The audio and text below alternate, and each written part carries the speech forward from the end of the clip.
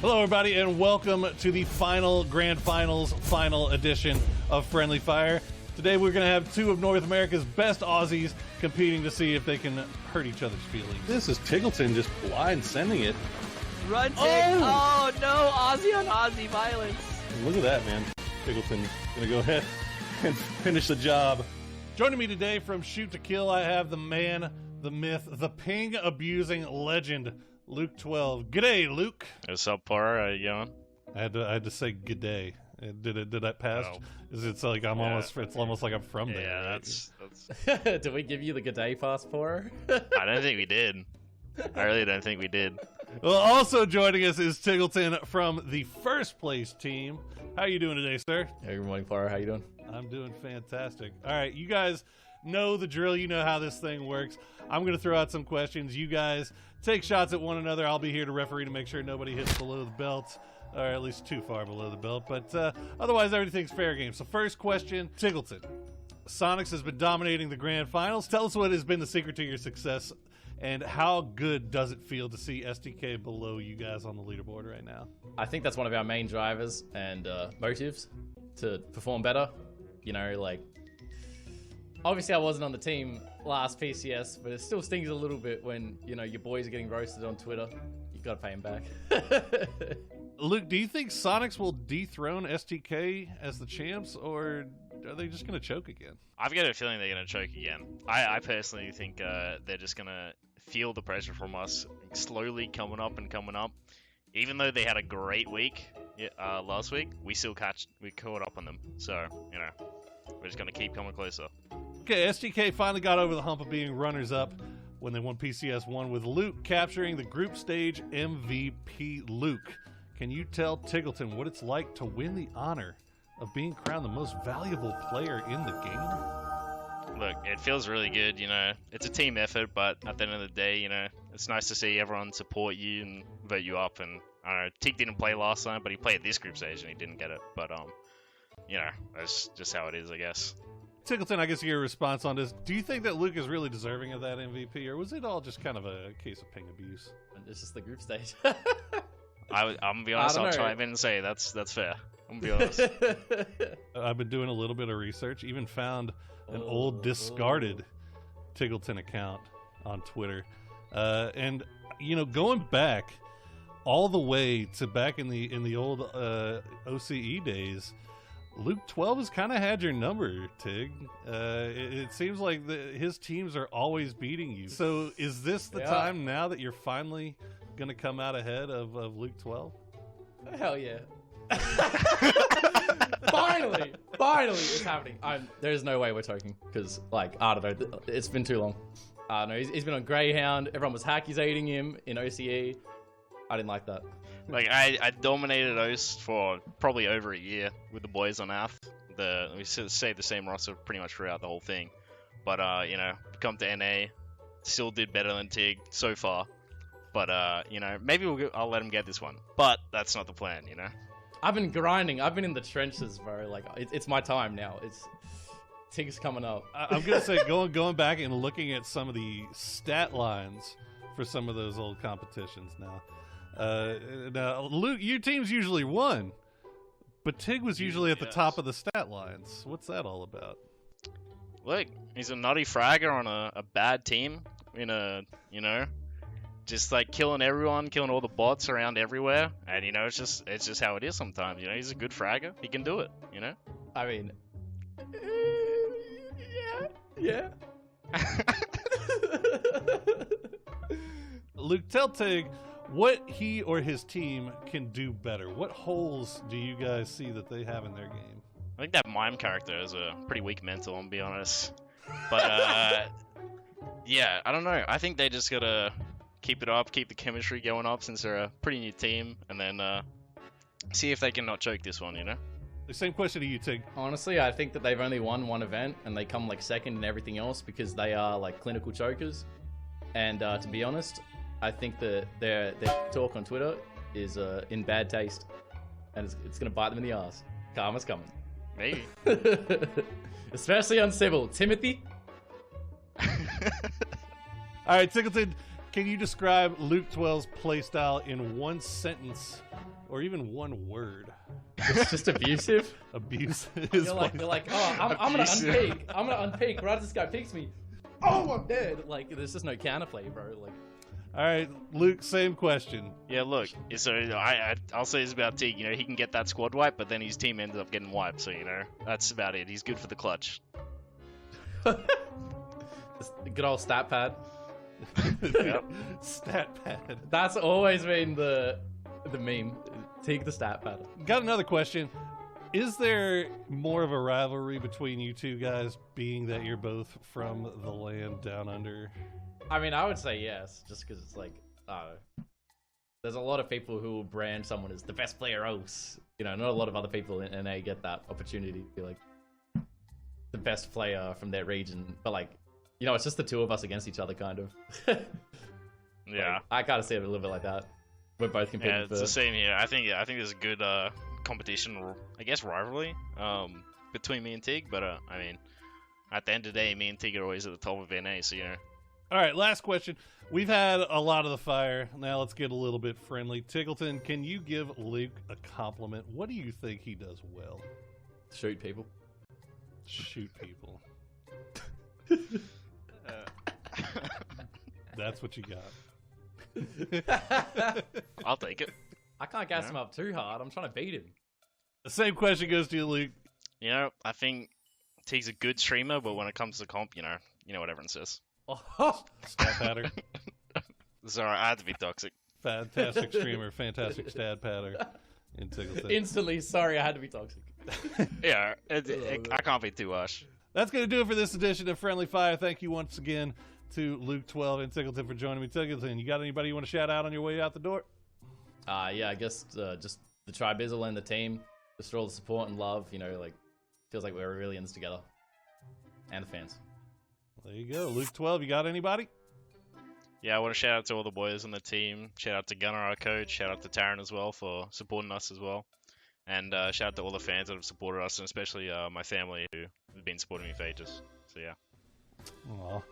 Well, there you go, guys. No worries to everyone. We're going to do our best to try to get subtitles underneath this to figure out what the hell these guys were saying for 90% of that video, because I've got to be honest, I don't speak Australian. I didn't understand most of it. And that's going to do it for this final edition of Friendly Fire. Thanks so much for joining me to the boys. But now it is time. Let us get into the final games of North America PCS2.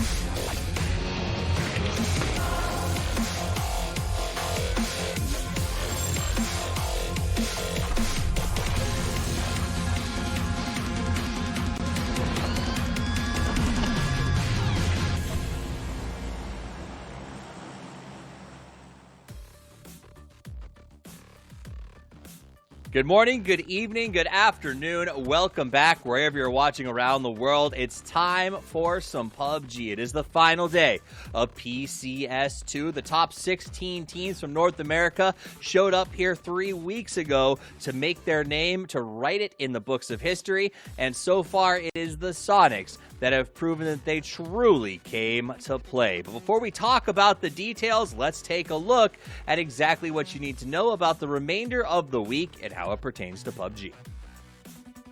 While it is our last day of play, it is not the last day of play for PUBG across the continent. Tomorrow we have APAC as well as EU's final weekends kicking off, so make sure you come back here to the same channel to check it out. But it is our last day. Those 16 teams on the right side are playing for their lion's share of the big money. It's going to be a good time, so make sure you stick around. But I do, of course, want to remind everyone, September 12th, be here tomorrow for the EU and APAC action.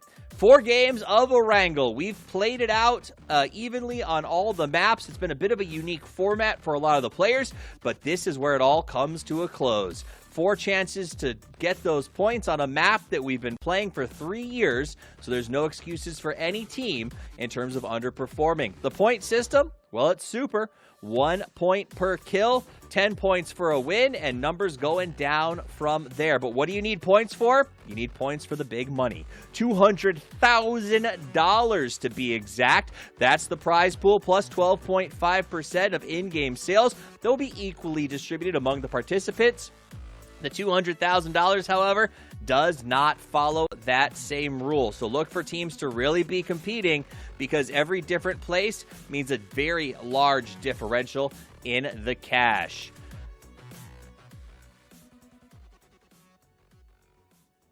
My name is Toffees, and I will be guiding you guys sort of through the action today. I'm very excited about seeing where we end up going next. That said, we want to, before we go where we're going next, we're going to talk about what's happening right now, and that is Season 8 of PUBG, and we have our local diplomat, the Fry Man, here to talk a little bit more about things like the loot truck. Hi, it's your favorite talking cookware Fry. Today we're going to talk about how to loot to survive in the battlegrounds. This season, you'll notice a friendly new face driving around Sanhok. It's the brand new loot truck. It delivers precious cargo.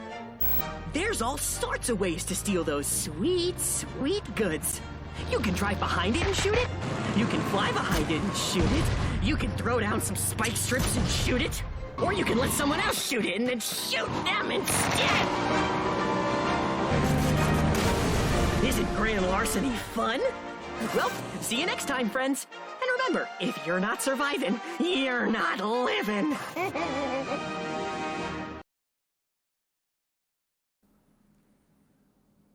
Remember, guys, you can get involved with PUBG Season 8 out right now. Hashtag live to survive. Play, get points, get skins. It's just that easy. Also, check out PUBG Esports on TikTok at pubg.esports.official. And here's the fun part. Tag hashtag esports for all and hashtag PCS2 North America on your TikTok content, and we could get featured on our next broadcast. So if you want to be featured possibly on the upcoming shows, that's what you got to do. All right, speaking of getting featured on the show, I am not alone here. I am joined by 2 analysts who are ready to throw down some big ideas. It is Cammy D and Godspeed. Welcome, gentlemen. I'm glad to have you here. Let's start talking about what's going on, and I'm going to start by just putting the elephant in the room out there.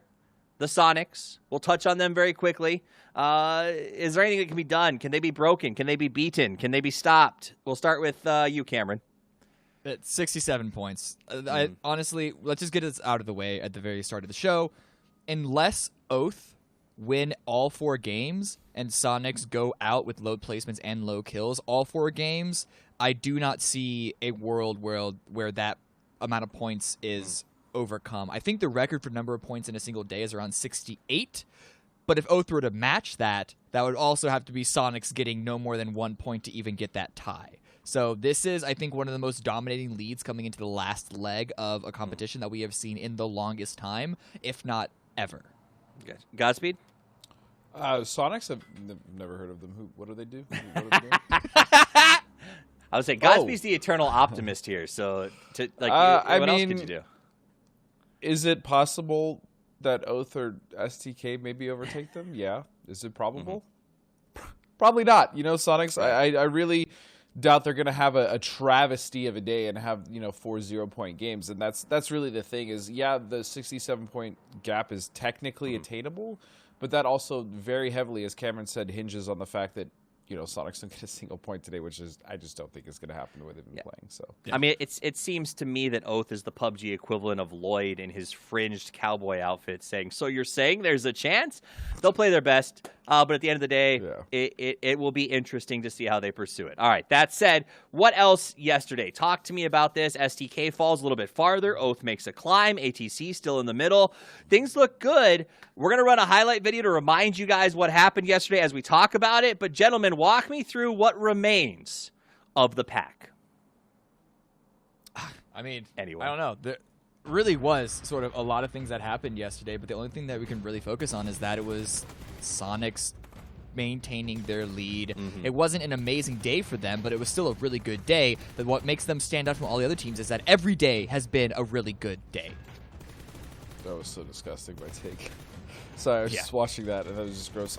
Yeah, I mean, the biggest thing here is even if Sonics have this, you know, kind of wrapped up nicely to both of themselves, there's still a lot going on with this leaderboard. I mean, if you just look down between the battle between second and third, between Oath and STK, I mean, if you look at some of the teams like Duel, who's not that many points off from, you know, placing in the top 8, you know, there's still definitely a lot of great storylines. It's just, you know, Sonics have basically taken this one home at this point, and they've earned it, don't get me wrong, but we'll see what happens today overall.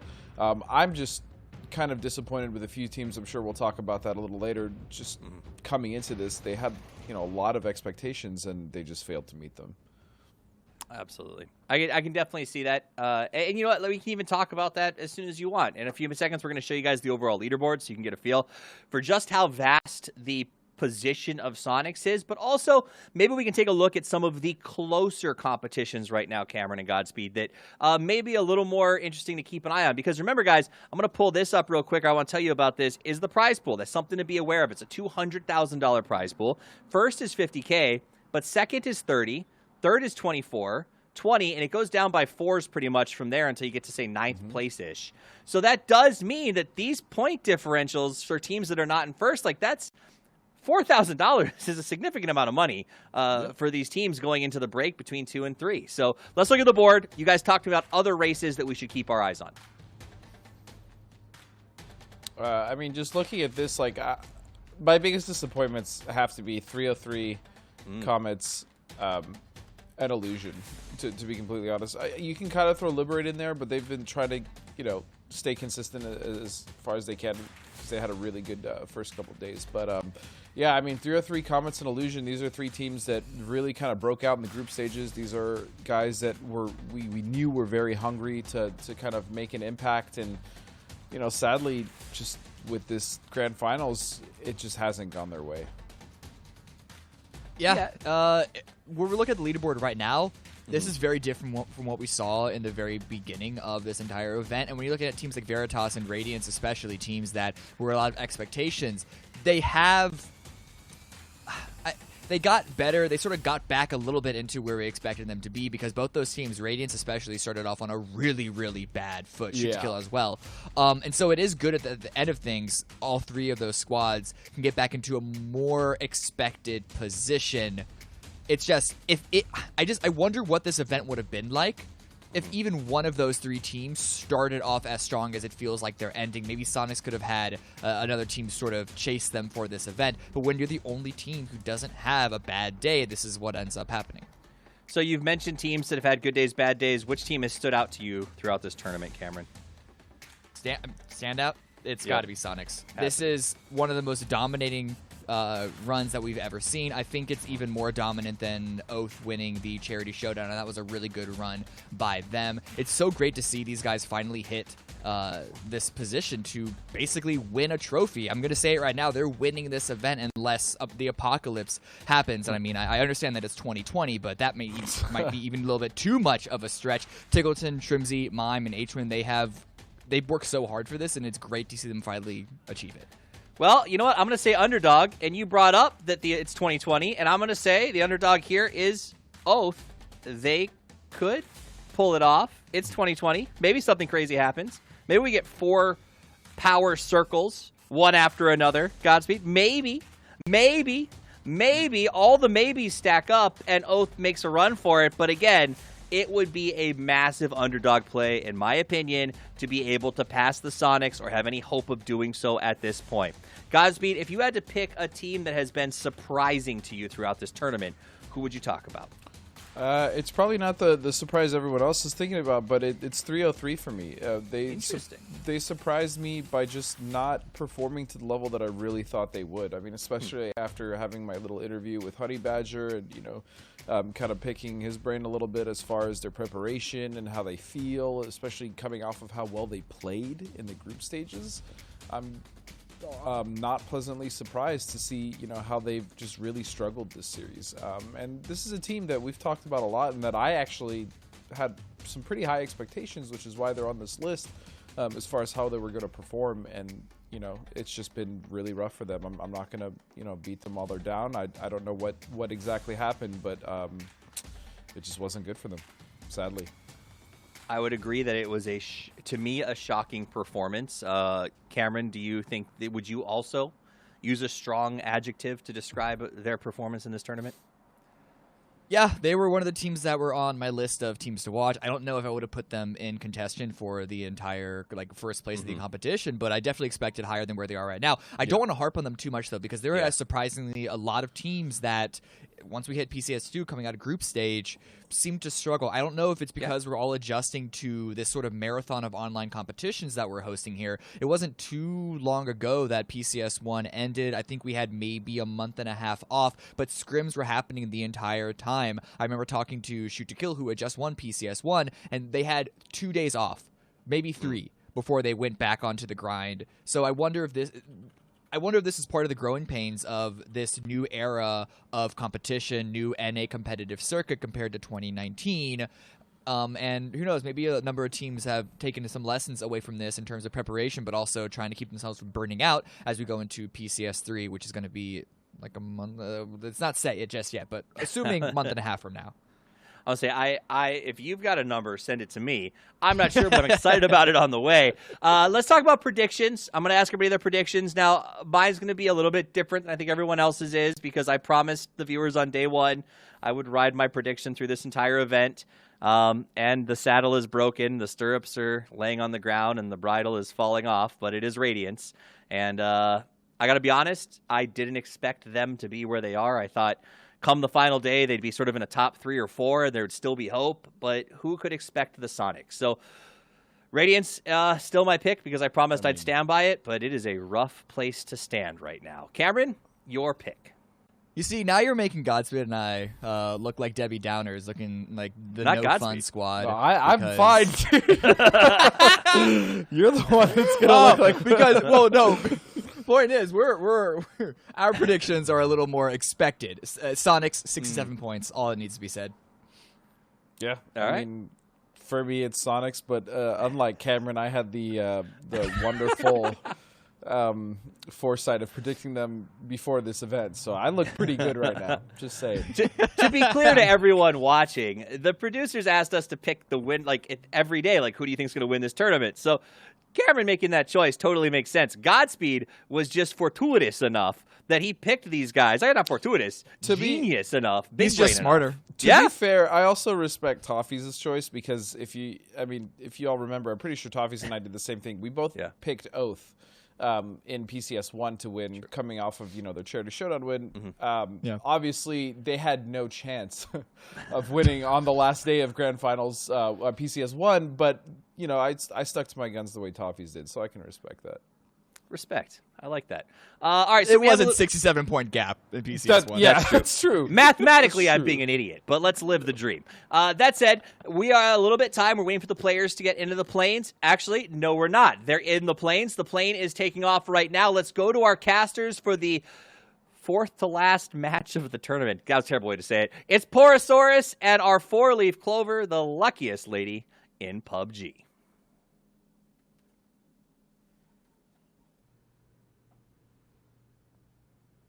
Oh, well, I don't know if I'm the luckiest lady, but definitely. I always feel like the luckiest lady in PUBG, to be honest. I'm the luckiest lady in PUBG to be casting here with you tonight, here for the Sonics victory lap. Oh, I'm not. It'd probably help if you could hear me, huh? Yeah, I probably would, just a little bit. we'll start off like that. It's a good start to this final day. No, I was just saying, I feel like the luckiest lady in PUBG here to be casting these games with you for the first annual Sonic's Victory Lap. Essentially, is what I mean, that's definitely what it feels like. I know that we just heard their predictions. You and I also kind of had some varying predictions that didn't fare so well when we look at the current leaderboard, huh, Poro? I'm with Toffees, man. I'm sticking with Radiance all the way to the end. I look. I think if you're gonna make a prediction at the very beginning, you gotta stick with it, right? You gotta see your way to the end. Who'd you go with? You went with I went with Oath. I took the Oath early on. I think all things considered, they still came out with a very strong showing. And I know there's been a lot of talk about who's going to take home first place, but let's also talk about second place, because that is a little bit of a race in and of itself, and there's still pretty good prize pool for the teams up near the top. So, if you're in chat right now and you guys are not on the Sonics bandwagon and you're looking for teams to cheer on, there's a lot of teams right now that are vying for the second and third place spots. It's close, right? We've got Oath, any trolls in chat, Shoot to Kill. I mean, these are teams that have just been leapfrogging each other and trying to chase Sonics throughout much of this Grand Finals series. So it's going to be, I think, a bloodbath regardless when we look at some of these top teams. Yeah, there's still a lot of money on the line when it comes to placement, and we'll be keeping an eye on that as we make our way through the day. We also have our individual bounty categories, which, well, okay, maybe that's not as much of a fight, because Tickleton, we'll see if Tickleton can actually pull the sweep. He's right now, he's leading right now, kills, damage, and assist. And he's, I think, what is it? Actually, no. Yeah, kills, damage, and assist. And he is 2 behind Marcelic from ATC in the category of player knocks. This is, when you talk about dominant performances, man, you can't really talk about it without really just talking about Tig. He finally everything started figuring out. It's, I think, the best way to come back in and look. Okay, here we go. See, guys, we've talked about ad nauseum how boring Erangel circles have been so far for this Grand Finals, but the thing is that I haven't really been casting any Erangel, and this is what we needed. My circle luck is here, and we are starting on what appears to be a Millie finish. So I'm really hoping for it. I said going into today, top dog, not like this. Nice tech, gonna find him right off the bat in the quarry. I said going into today, obviously a little tongue in cheek, but I said we get all we need, 3 maybe 4 Milta Power or military circles, and Oath has this in the bag. So here we go. We're starting off with 1 military, and oddly enough, actually, Oath landed on Military Island, but they dropped. They got vehicles, and they're heading over to Milton now, which is interesting because Duel, I think, figured out that Oath went Millie, and now Duel is in a very, very wide split. They've got 2 inside of Milta, whereas normally they would be occupying areas over by Farm, I believe. Yeah, this is a very precarious indeed. Oath, of course, now taking some shots. Actually, no, I'm tripping. Oh, that's not right. I'm wrong. Duel is. I had to correct myself. Duel is a Milta team. Oath is Milta Power. I'm just completely. But it is right. These are 2 teams that land in that peninsula, in that eastern side, and Oath has actually, as you said, left their military drop. That was their secondary drop. Whenever they, I think, feel, hey, that this is where the circle's going, we usually see them drop there on Millie, and it is a little bit strange to see them give up such a great position early on just to get this loot out here. Yeah, they can take that rotation, but you've already got Radiance that's in Nova, so you're going to kind of run the gambit there. I'm okay with it, though, to be honest. So I think the only reason they dropped military was because it was bad plane. Terrible plane. They couldn't get to Milta Power off the drop, so instead they decided to drop and get vehicles, and now they can do their normal rotation out of Milta Power, which is to hop in those boats, come around the south side, and they feel a lot more comfortable playing that. And they, to be honest, have a lot more success when they play that rotation path. So I think this is actually the right move by Oath. It's going to be, obviously the timing's thrown off a little bit just because it took them so long to get to Milta Power. But given the fact that they are right there, I think they should be okay. Meanwhile, it looks like Zenith already heading over to the island. We'll see if they run into Fabled. Really curious to see how this Western Bridge plays out, as well as are they going to is this a bridge camp? Is Kickstart actually setting up for this? Or is this just kind of a, hey, you guys drive past? All right, there we go. Yeah. I mean, we haven't really seen a good, solid bridge camp in quite some time. Yeah, it's been a minute. Yeah, and, it's understandable. I mean, Zenith right now, you're finishing up your looting. It's 4.5 minutes. You're already across. They were just scouting at the top of this hill to make sure nobody was occupying it. Now, Comets, on the other hand, look like they may have been considering camping these boats. I'm not sure if they got eyes on Dodge or if it doesn't look. If they did, this is very, very gutsy coming out of Comets here as Dodge is just lighting them up as they make their way across the river. Monty is about one hit away, and there he goes. You hate to see it. I mean, Victor. Look at this. Yaxley only at 37 HP onto this as well. And nope, they're going to lose Monty. This is not a great transition at all for Comets, who waited just a little bit too long. That was weird.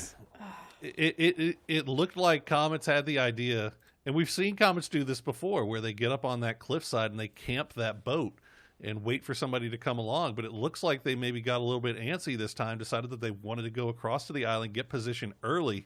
And as a result, they just got in there just at the worst possible time. Dodge coming right up over the ridge and is able to light them up. Now, fortunately, they are able to get 3 across. But, yeah, you got to imagine they'd love to have Monty back right now. And as Willie will survive, you can see Duel actually did send Danny G on the back side of this to push. Dodge had a 2-2 split with Crop hanging back in the compound here in Sharkfin. Duel looking for an opportunity to capitalize on this. When we see these melee circles getting across the water, oftentimes, as you said, it was a really big and bit of importance why Comets might have been camping out that boat for so long. But now you've got all the rest of the teams that are still on main islands that need to start worrying about their transition. Swimming, obviously, very risky play here, but we can still see off to the side some bullets coming out from Milta proper in this direction. Back off to the north, though, Shoot to Kill, and as well as ATC, our 2 George teams. They've got a bit of travel ahead of them.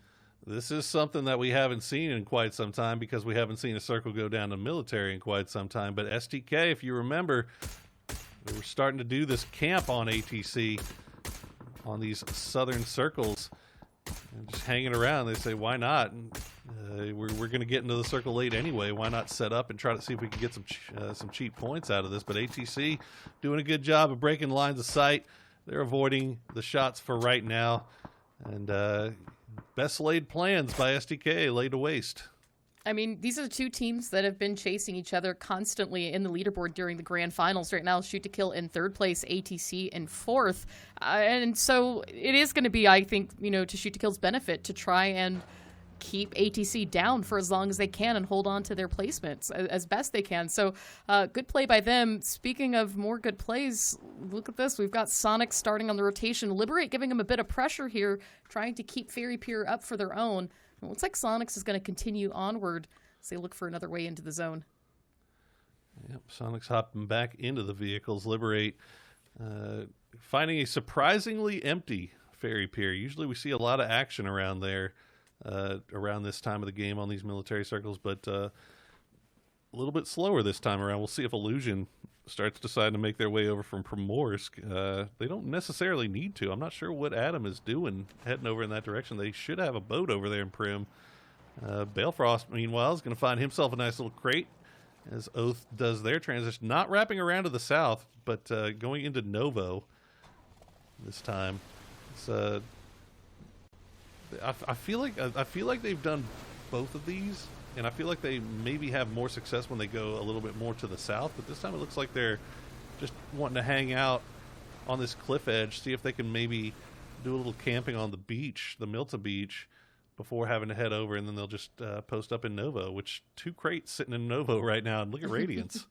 Yeah, I mean, Radiance was looting in Nova earlier. They looted pretty quickly and moved onward. It looks like Radiance is going to send 2 back for those crates, but we still have so much of the main land that's in this first circle. Like, we're looking at Carnage and Farm, and there's still plenty of zone above them. And so as we're watching what's pretty much everybody now inside the zone, still at 16 alive, we're waiting for that transition. And, there's still so much mainland. Now, Poro, I'm not saying that it's not Millie, but we've seen circles like this where it's yo-yoed back and forth. The PGC Finals is one of the first that comes to mind. Yeah, this is going to be interesting. This is putting a lot of stress onto these IGLs right off the bat. You see in the kill feed there, Win going to find Marcelic as ATC happens to run right into Sonics at that bridge camp. Win going to take a little bit of damage here from Aguila, force him back. Looks like the rest of ATC has just bailed on this. We'll see if Aguila can get out of it. But Sonics don't look to be too interested in hard crashing Aguila's position, so he should be able to get out of this okay, I would imagine. Just a little bit of utility coming out from Tiggleton right now. Actually, he's going to get 69 damage onto Aguila. A couple more shots. Aguila actually getting a little bit trapped behind that tree, but he is going to regain control of Dacia, try to use the side of the warehouse for cover onto this, and transitioning back to join his teammates. But look how low his health is. Melon and Norcus are not close enough to assist. They're still pretty far out to the east, but I think, at least for right now, Aguila should be able to get away safely. Back ahead, though, STK has finally worked their way into the zone, and we can see just out into the distance Veritas across the street. Yeah, keeping eyes on STK, keeping eyes on Oath as well. Oath looked like they got into boats. They started heading into Novo, but they ran into Radiance, who, if we remember, went down there for the crates. So Radiance finding themselves a little bit split now. Waldo and McCoy going to come and join him. Gaxi going to give some oversight from the radio tower, but Oath kind of in a tough position right now, Clover. Yeah, this is, I think, what you really said about Oath was waiting on that transition onto this, and unfortunately, I think those crates caught the attention of Radiance, brought them back into Nova, caught Oath in that transition. Now we can see really nice view here. Lowe's taking shots at Snakers, but struggling just a bit to lean on the side of that ledge, and unfortunately the Rock's catching a couple of those bullets, but McCoy's got a nade. If this lands true, it could be very huge for Radiance. Unfortunately, I think it looks like it's bounced just too far. He got just a brief view of Snakers there as he rounded the rock. And Los, I think, still trying to keep shots over the top, make sure that Relo and Pat Caps can't over-peak this and have McCoy dead to rights. Meanwhile, it looks like Liberate coming in late, and they're going to fight. Oh, my, Simply Matt with the seat swap onto Jazz. Boy gets styled on. Love to see it. And Jazza alone in that compounds. Liberate still working their way on. So Simply Matt, kudos. We're seeing so much more out of this, out of Liberate as well. Unfortunately, now as they're leaving that fight, they're coming right onto the backside of Shoot to Kill, making a bit of noise, getting that knocks onto Reno, but looks like two players have spotted him out. Bullets coming out. Matt needs to be careful. His health is still very low from that drive-by with Veritas. He's got no choice here but to put down, try and heal, and catch him out here, but Luke 12's going to knock one. Guabi goes down out in the open, and that's an easy flush. Yeah, Matt's gone down as well as STK is just getting fed right now. We'll see if Luke can land the last shot here at the parting UAZ. Oh, he just gets over the hill. So one alive now for Liberate. At it, going to have to be the one to carry on the torch with 13 HP. My, oh my. We'll see where this next circle decides to go. If it cuts up to the north, he'll be okay. Well, there you go. It's going to go to the south, which I think most teams were thinking it would go, but it was still, like you said, Clover, it was Circle 3. You had no idea. No, I mean, you can't really discount the fact that with so much of that land into play, there's always a possibility, and as crowded as it is now, you've got to think about how these teams are going to start transitioning. Duel's able to drive across the bridge for free, but is now starting to struggle just a bit, as Waldo actually was able to get a knock and flush onto Danny G, as we can see in the kill feed. And now, there we go, the rest of Duel working their way on in. So, Radiance still focused on this fight with Oath, but now we can see Carnage coming down the pipeline, and this is going to be a decision that Waldo's going to have to make. Yeah, Radiance maybe starting to get a little stretched thin here. As you said, Carnage making their way across. I think Waldo realizes he's going to pull away from this. Yeah, they've got Gaxi still up on the tower. The rest of the Radiance boys just going to hop on the bikes, make their move, try to get a position inside this circle, and they're going to find a great one right here on the edge to continue to hold out whatever's starting to push in. Oath, I think, lost one early on. They still have 3 up, and Carnage, meanwhile, is taking shots at STK. Oh, my God, STK just absolutely rips Dodge as Dodge tries to go for the boat. Dominance right now from all those teams out into the Shark Fin, as we did see the kill feed pop off. Meanwhile, as well, Houston Hardships trying to put the pressure onto Illusion. As Maluk looking to spot out Adam, we can see his health very low out in the distance. Illusion down to just 3 players. Unfortunately, not a lot of opportunities to get into the circle safely. Oath, meanwhile, has backfilled behind Radiance, trying to take shots at this, but unfortunately, it's like Los has spotted out Balefrost, who's been knocked and flushed, and sees Raygod and the rest of Carnage continuing to drive across bridge. But now Oath down to 2 players need to regroup and figure out how to get through this. Radiance just has eyes everywhere. Oh, they're set up so nicely for this, and the decision to regroup here was such a nice one and done at the exact right time. There you go, Ripper. Ghost riding the whip a little bit there as they tried to get away from him. Snaker's going to spot him. He's going to get him. That's going to be a free kill for Snakers and Oath. So things not looking too great for Oath here in this first game. You would have thought with that military island circle maybe they would do a little bit better, but losing 2 early on. And it looks like Snaker's going to escape reload, though. Still kind of stuck. I mean, you have to wonder if they had stayed on Military Island instead of transitioning back over to Milta, would things have been different for them? But in the end, they still have Relo up, and now we see Radiance with 4 kills to their name have done a great job of really, I mean, bridge camping, right? We kind of talked about that earlier. We'd love to see a bridge camp, and that's kind of what we got out of this. Yeah, they're looking good right now. We'll see if they can work the edge of that circle a little bit more. They're not going to get any luck with this one, though, as it cuts all the way over to the west. Meanwhile, you see more deaths, more destruction coming through in that kill feed. Tickleton going to pick up Maluk from Hardships as Sonics has now run into Hardships and ATC on that far western side of the circle. Sonics still have 4 up. We'll see if Oath can make their way in at it. Oh, no, don't drown. Okay, well. There you go. Another point picked up by Snakers. He's just finding these kills. They're just rolling into his lap right now. You know, I mean, whatever works, right? If you're Oath and you're, like he's talked about, really every point matters. Chasing Sonics behind, obviously not a great start, but they're also trying to stay ahead of STK and ATC, and the ATC just now becoming eliminated. That's already one little point in their jar, so to speak, for this. But now, Snakers, come on, don't get that stuck. Yeah, you never know. Meanwhile, you can see STK having to make the slow crawl, the swim across the open channel here. Duel is in a position, but it doesn't look like they're pressuring him too much just yet. This could just be Wooly and Cherry waiting to spring the trap. But, I mean, Duel's got their own problems to worry about here. They've got to get inside this next circle. But oh, man, those points look real juicy, don't they? They do. And again, right, we've still got Snakers on the coast. And so Cherry needs to be a little bit careful. As you see, he's going to get a motorcycle head to zone and continue that rotation along with Wooly. But now you've allowed Shoot to Kill with 5 kills up already, 4 players still up. A little bit more time to continue swimming across. Meanwhile, here's what we talked about with Radiance, how difficult it was going to be to continue chasing the zone. But so far, difficult. Maybe not so much in their name. They're going to get 2 knocks onto this. They did lose McCoy and Gaxi out of this fight, but looking for this flush pressure from Los. And there you have it. Comets eliminated Yaxley, D-Treats, and Victor all found in the end. And now 8 kills to their name. It's looking good for Radiance. I mean, it's unfortunate that they came up over the top. They ran into Comets, weren't expecting them at all. And unfortunately, they lose 2 for free there. But we'll see if Los and Waldo can make something happen in the late game. Meanwhile, Snakers, still all by himself, is going to have to hold that line against STK. STK senses a free point, but they have to get inside this zone, and they've got Duel in a perfect spot to gatekeep them, as pretty much everybody's still trying to. I mean, these are the only teams still trying to get in, essentially. Relo off to the south is having to deal with Radiance, so Oath in kind of a 2 solos position right now.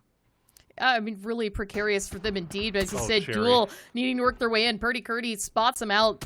He goes down, and look at this. Another nice angle there. Luke 12, the birthday boy, so to speak. I hear it is currently his birthday in Australia in the future because it's already the 12th over there. So look at them. He's got 300. He's got 300 birthdays even.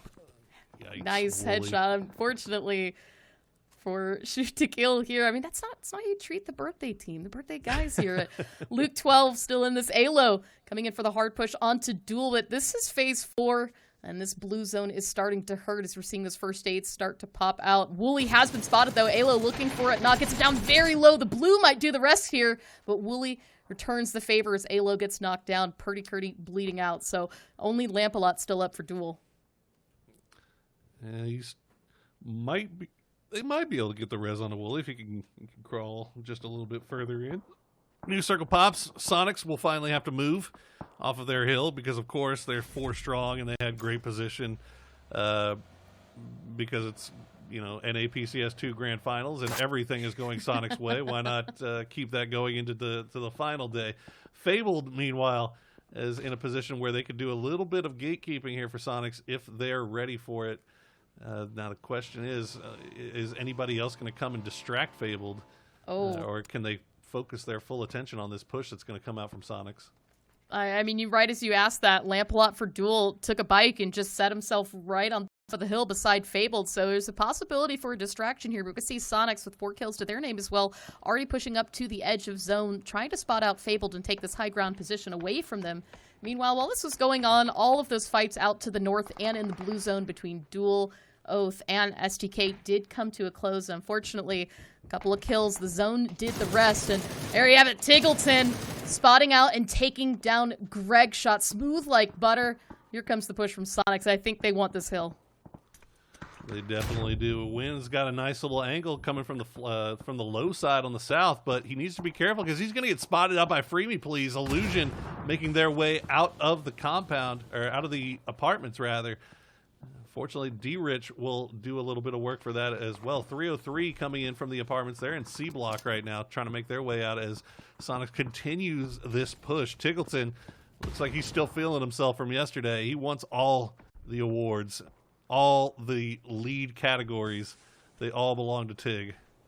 I mean, they really do. We've seen so much come out of Tiggleton through this series. So much aggression, even when he's only player still up, able to carry his team so far. And right now with 7 teams, 19 players alive, that confidence coming in through. We see Mime and Strimsy set up for this as well. I mean, these are 2 players that we often don't give enough credit to, but strength for Sonics comes from the strength of all 4 players here, as Mime right now setting up a lot of utility. Good grenades out. Remains on here for Fabled. One thing going for Sonics right now is that Veritas looked like they were wrapping over in this general vicinity. Would have been a nice third party, but Veritas instead going to turn their attention back towards Zenith. So this fight gets to play out however long they need. As the Sonics boys just working the angles here, working the cliff sides, see if they've got the throwables to flush this out. Oh, there we go. Love this from Tiggleton. We'll get the knock and flush on Rip. That's 1 more down for Fabled. See a wall of fire from Molly's out right now, but Veritas hears the sound, and I think they're coming to investigate. So Sonics need to clean this up quickly. The circle pulls back away from them again. Lampalot actually in a very nice position. Here we see Tiggleton already back out of the compound, wrapping around to investigate. Looks like Veritas made a bit of noise and putting the pressure on to keep them just a bit safe. I mean, now this is kind of where we get into that late game, right? And this is where some teams start to struggle. Their ability to follow along with the circle shifting and play this strong, Boro. This is one of those little things that Sonics has been doing really well there. They push into Fabled, they push into the compound, they push into the building, they clear out what they have, but then they don't stick around. They don't stay in the buildings and try to play king of the castle. They instead get back out and they're able to work that hillside again, work those ridge lines, and that makes it so that Veritas can't really push into them. And so Veritas, instead of sticking with that fight, they say, you know what, it'd be easier just to keep wrapping around back north and see if we can deal with Zenith. The Sonics are just too well set up right now. And speaking of set up, Radiance has managed to set up around 303 as they pushed out of C block, but this Molotov is unfortunately... Los, 1 HP is still alive, did not fall from that Molotov. Well, that's going to give the last 2 members of 303 enough time to climb up to the high grounds. I might be able to spot out Waldo here. Rich misses him out. Waldo gets those first shots, finds the knock onto this, but Waldo falls as well. It is returned, and the nade is out for Los. If he can find Landoon, spot him at the top of the hill, but it's a bit of a risky play right now. Radiance, who's done so well, struggling just a bit here in the end. Los knows exactly where he is, but this is a real rough fight to take. Nice nade. Going to do a little bit of chunk here on Landoon. Good reposition from Los. Just absolutely destroys him. So Radiance now 13 kills, 7 in the pocket of Los HD. We'll see if he can do any solo magic as we see a couple of fights also breaking out here. I think Haxetti might have gotten a down before eventually succumbing himself. But Veritas, I believe, got roasted by Sonics. Now talking about roasting, as we see the dossier roasting ahead of us, Zenith Esports, who still has 4 players but no kills to their name. They've managed to stay alive along the northern edge of this circle, but they don't have quite as much to show for as we see all the rest of the teams up at double digits, right? Even Duel's got quite a bit of kills right now on them. 0 kills in the bag for Zenith, but like you said, it's not like they've been sticking at any one point. They've been active. They've been moving around. They're it seems like they're just a second too late to every single fight that they're trying to third party here, or they're just being generally avoided by some of these other squads. So we'll see if Zenith can maybe use their superior numbers to collect a few more kills here. There's still plenty of points out there if they can try to find them first. As we see now, Sonic's still holding on to the little bit of high ground that they've got left in the zone before the circle closes out entirely. Phase 7 is just about to start moving. And, we take a look at the leaderboard. Zenith actually managed to leap ATC, and now they're in 4th place. They started off today in 5th, and this could be very good for them if they able to get a couple more kills at the end, maybe even a chicken dinner. It's going to be a tight race for 2nd place. I think we all know mathematically Sonics pretty much have this in the bag, but there's still quite a bit of money to be had for all the teams to play today. And so you really want to look at the 2nd, 3rd, 4th, 5th place race between all these teams, because it's going to be close, I think, for every match today, Poro. Absolutely. Absolutely going to be close. We'll see if Zenith can try to collect something here, though. Is it... There's also the story. It could be just the Sonic show continuing. And, we talked about this being the victory lap, but Sonic's not taking things any less seriously than they have for the rest of the Grand Finals. It's just when you see a team that is feeling themselves like this. And look at that. Lowe's going to find Mystery first. And Shrimzy finding a nice little angle down the valley onto Roth. Good thing that smoke is there. It's the only thing keeping Roth alive right now. I think Shrimzy spotted that knock and wanted to steal it, take the point for their own. Looks like the smoke is cleared out. We'll be able to steal this one away from Radiance. Another point to Sonics, now sitting on 10. Like you said, their ability to not just play King of the Hill, but to continue to move where they need to play the aggressor and to not get stale. And that has really been the thing that has aided Sonics throughout this entire series. So, yes, they are downwind, but look at how comfortable they're still looking even here in the late game. Moving as a unit, making sure that they keep 2 looking ahead of them, while Shrimzy is constantly making sure that they don't get wrapped on here by Zenith, keeping eyes. You can see Mime and Tig know that Los is over there somewhere. They just aren't 100% sure of where, and they realize that Los has the better position. He's got this high ground. He's got a bunch of cover to really work around here. So Sonic's not just W-keying into it as we've expected to see in the past, but instead playing it very safely. And oh no, Leda is going to just destroy Los, and that's going to do it for the Radiance run. But what a nice run it was here in Game 1, Clover. Yeah, there's a reason, right, that so many, I think, of us casters picked Radiance to win the series at the very start on week 1, and it's because we saw so many moments in games like that from them, and to see them come out hard here for match 1 on the final day of finals is really inspiring still to see how much growth that we've seen from Radiance. But that said, the story, of course, is Sonics.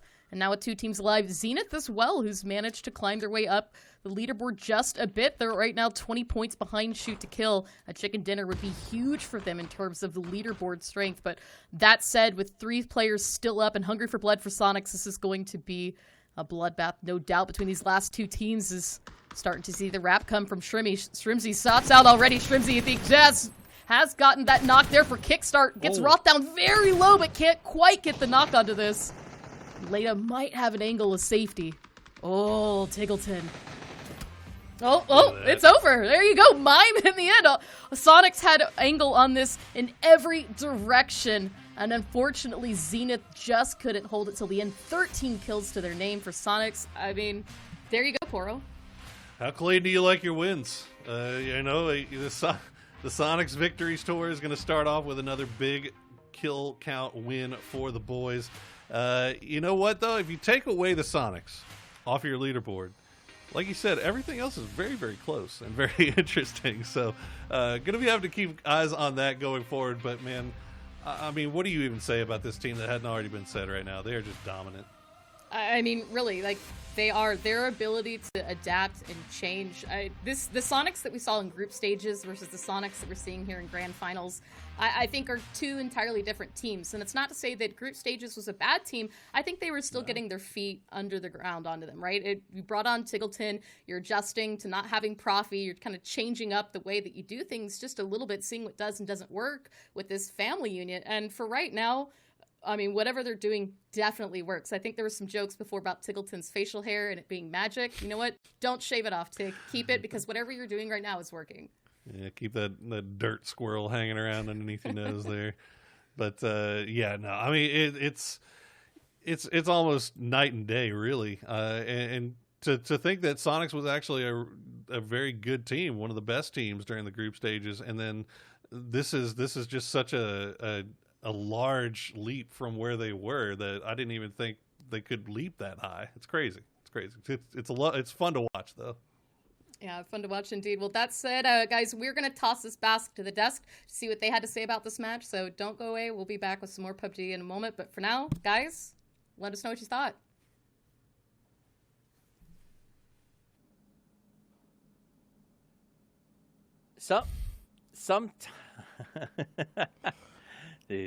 Sometimes people ask me, they say, what's the desk going to say? And all I can say is, what else is there to say? I think Cameron has the right idea in terms of, like, well, it's just the Sonics show, man. They got 13 kills in the first game out. They start this thing with a ridiculous amount of points. But that's not the only story in the match, Godspeed.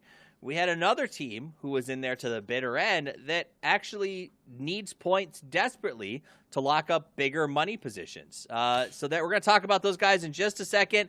Before we do, I have to tell you guys something very important. If you think that you've got what it takes to beat the Sonics, and I think you might, you got to sign up now on GLL for the North American Challenger Series 3.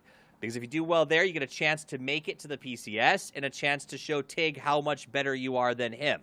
Registration closes on the September 25th. This is your last chance in 2020 to test your squad skills on an official PUBG competition and win your share of $15,000. So check out na.pubgesports.com for more information. If you want to take on the big Tig, this is the way to start that process. End up like a team like Liberate, or in some ways others that have really worked their way up. Fabled worked their way up from that area and have been putting in some decent performances. But Godspeed, we're going to talk about Zenith, I believe. Let's get back on that track.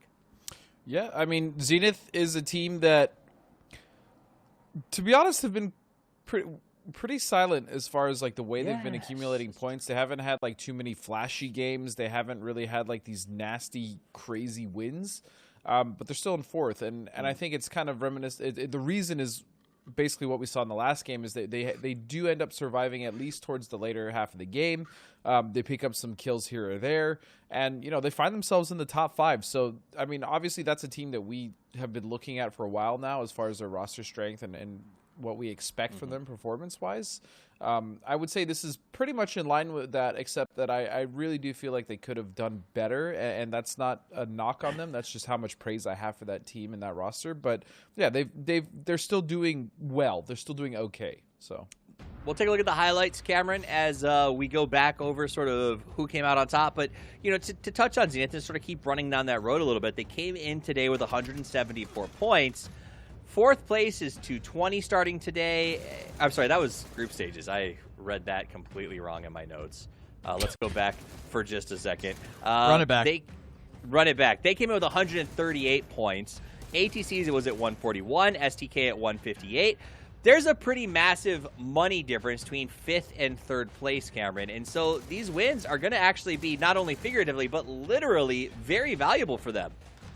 Yeah, even though Zenith is not the same team. It is weird saying that because they're in 4th place right now, but they're not the team that we came to expect. I honestly wonder where they'd be on the standings if we didn't have Oath and STK and even Radiance have sort of bad starts or multiple bad days on Radiance's sense exactly. Because Yeah, they're in fourth place, but I don't know if Zenith's performance is one that would put them in fourth place with everyone firing on the cylinders that they should be. This is, True. It's actually a good I point. feel like this is That's sort of being a interesting. cynic and being a glass mostly empty sort of position, but this was a very, candid very way. weird grand final. It's as valid of a victory for everyone involved, but this, I think, looked totally different than what anyone expected. That's a good point, because I had actually was just about to ask that as we look at these leaderboards. Like, we keep saying this isn't the Zenith that we expected, but they're, I think, going to be like fourth place after that match. Yeah. And so it's not, I was going to be like, well, why do we keep saying that? But I think you're right, because the top has been so ridiculously heavy. A team that isn't playing up to their potential is still going to do relatively well. Let's take a look at the leaderboard. Godspeed, talk to me about what you see. I mean, you had Radiance. That's good for you, right? You, Yeah! They got 18 points, and they played fairly well. Zenith, we just talked about them. STK still trying to do something, and this is the one thing that I will say, regardless of what place STK is in, I know those boys are still very much trying to win this, even though it's slowly getting out of reach. They're going to accumulate as many points. They're going to play for every single kill in all these games. And to be quite honest, with such a poor start that they had, the fact that they shot up so quickly with that crazy 90-plus point day last week, they are still one of the best teams, if not arguably the best team, even though Sonics is running away with this. I mean, STK has proven that they, even from the bottom, will fight back. So I still very much give STK all the credit in the world in making it back up to the top side of the leaderboard. And I will say this as we look at it. Sorry, go ahead, Cameron. I'll say it afterwards. This looks right. This looks correct. It's just it sort of sucks that it took the last day for all the stars to align and look like what we expected to see. Yeah. I say okay, that's not that's inappropriate to say that it sucks. It's strange that it happened, and it's really good for Sonics that they didn't have to play catch up like everyone else did. But look at Los and Waldo. Sorry to sort of open old wounds, but this is looking real rumblers right now. No, it's good, dude. Yeah. It's totally Looks good. whopping wonders. I love to see this. There was a moment in that game that summed it up for me. Los HD finished that fight with 303, got the kill, breathed a sigh of relief. The kill feed says Radiance eliminates 303 Esports, and then right smack in the middle of the screen pops up Tiggleton, 5 kills. And it's just like every time another team takes a step forward, Science is like, but it's our moment. And that sucks. I mean, Los HD did 1,000 damage. Like, that's huge compared to his next closest competitor. This is why I picked them to potentially win this tournament, Godspeed. Yeah. Yeah, I mean, to be completely honest, like, yeah, sure. I didn't really leave on the best terms when it came to the Rumblers, but Waldo and Los, to be completely honest, they were like my favorite teammates. Like, Los and I feel like we had like a really good relationship up until the point where, I was off the team. And he was someone that I really enjoyed going into battle with. Obviously, his talent is crazy, and Waldo as well. Waldo, man, I just love that kid. He was also one of my favorite teammates I've ever had. So I like seeing these guys do well, to be completely honest, and to see Los and Waldo up here, it's great. It's truly great. I definitely agree with that. And I wanted to say this. We look at the total leaderboard. Obviously, the Sonics are in the front. I want to give what I think could be some potential shout-out to Shoot to Kill and a caution for everybody who's watching. We saw in the last game they got 7 kills. They went out early. Like Cameron said, they're taking the risk to try to still win this thing. Maybe, God, I don't remember what you said that. The reality is, though, that may cost them. They may lose thousands of dollars because going out early and not winning those fights could cost you third place. But I respect that they're willing to go after those kills early on, Cameron.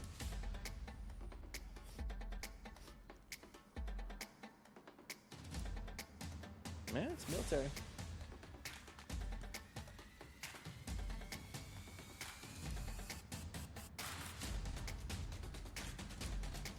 From this game to come from Erangel over to Savnaka once it shifted down that direction on phases after. I don't think that was them going for risky kills. That was them attempting to do what they needed to do, and getting 7 kills while having to cross, not just on a boat, cross that strait by swimming, just shows how good of a team they are and why we're still going to be looking at them during PCS3. I don't think we'll see a lot of shifting, Godspeed, on the top 5s for kills and damage probably as we go forward today. Maybe the Sonics moving up into the top 3 or 4 spots potentially. Marcelec's going to keep doing his thing. But Roth is one I want to keep an eye on because I think Zenith is in a very good spot. STK still, they've got that championship mentality. They're going to be going for the kills, going for the win, I believe.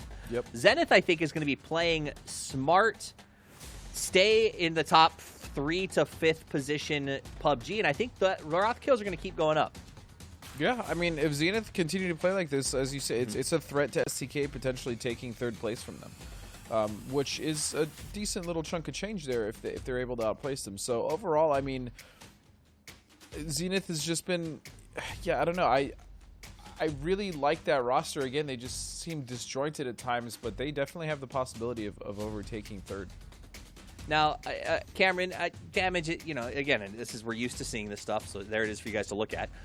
Let's talk briefly about group stages versus here. Teams like Comets, Veritas, 303, Illusion, these are teams, even Radiance, that finished in the top 10, put up incredible performances.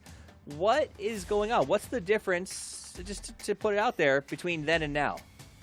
I don't know. It's when you're looking at the teams that should have done better than they're actually doing. Comments, as you mentioned, but also 303, which you called out earlier, just aren't succeeding the same amount. I don't know if it's inexperience because neither of those are really teams that have been at the top level of North America for the longest time. But they also just neither of those teams are getting the kill numbers that we expected them to, and this is especially apparent for 303, who are one of the more excitingly aggressive teams. So part of me, I haven't done super intense research study into this, but part of me wonders, is it because this is not 16 of the 24 cycled through, this is the top 16.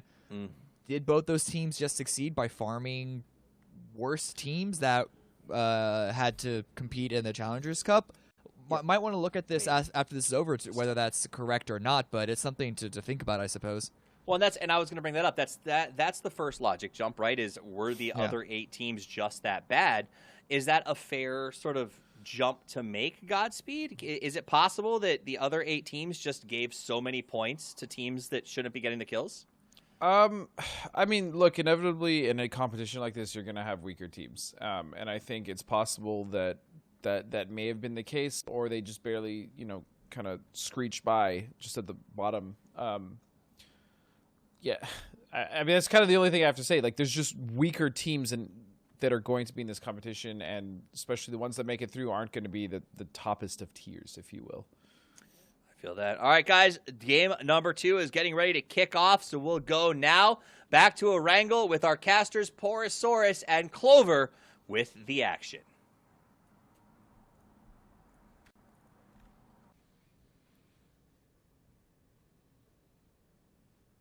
All right, thank you so much, guys. And look at that, still looking dapper. No witty throws from Toffees. I was prepared to defend your honor or whatever honor we had to defend from a joke that was going to come our way. But no, I'm just kidding. We love Toffees. We love this. If you all heard what goes on in the green room when we're not live on camera, we're all very close. So no, they don't. But that said, I mean, I think I would be the one to suffer the most from that one, actually, if that happened.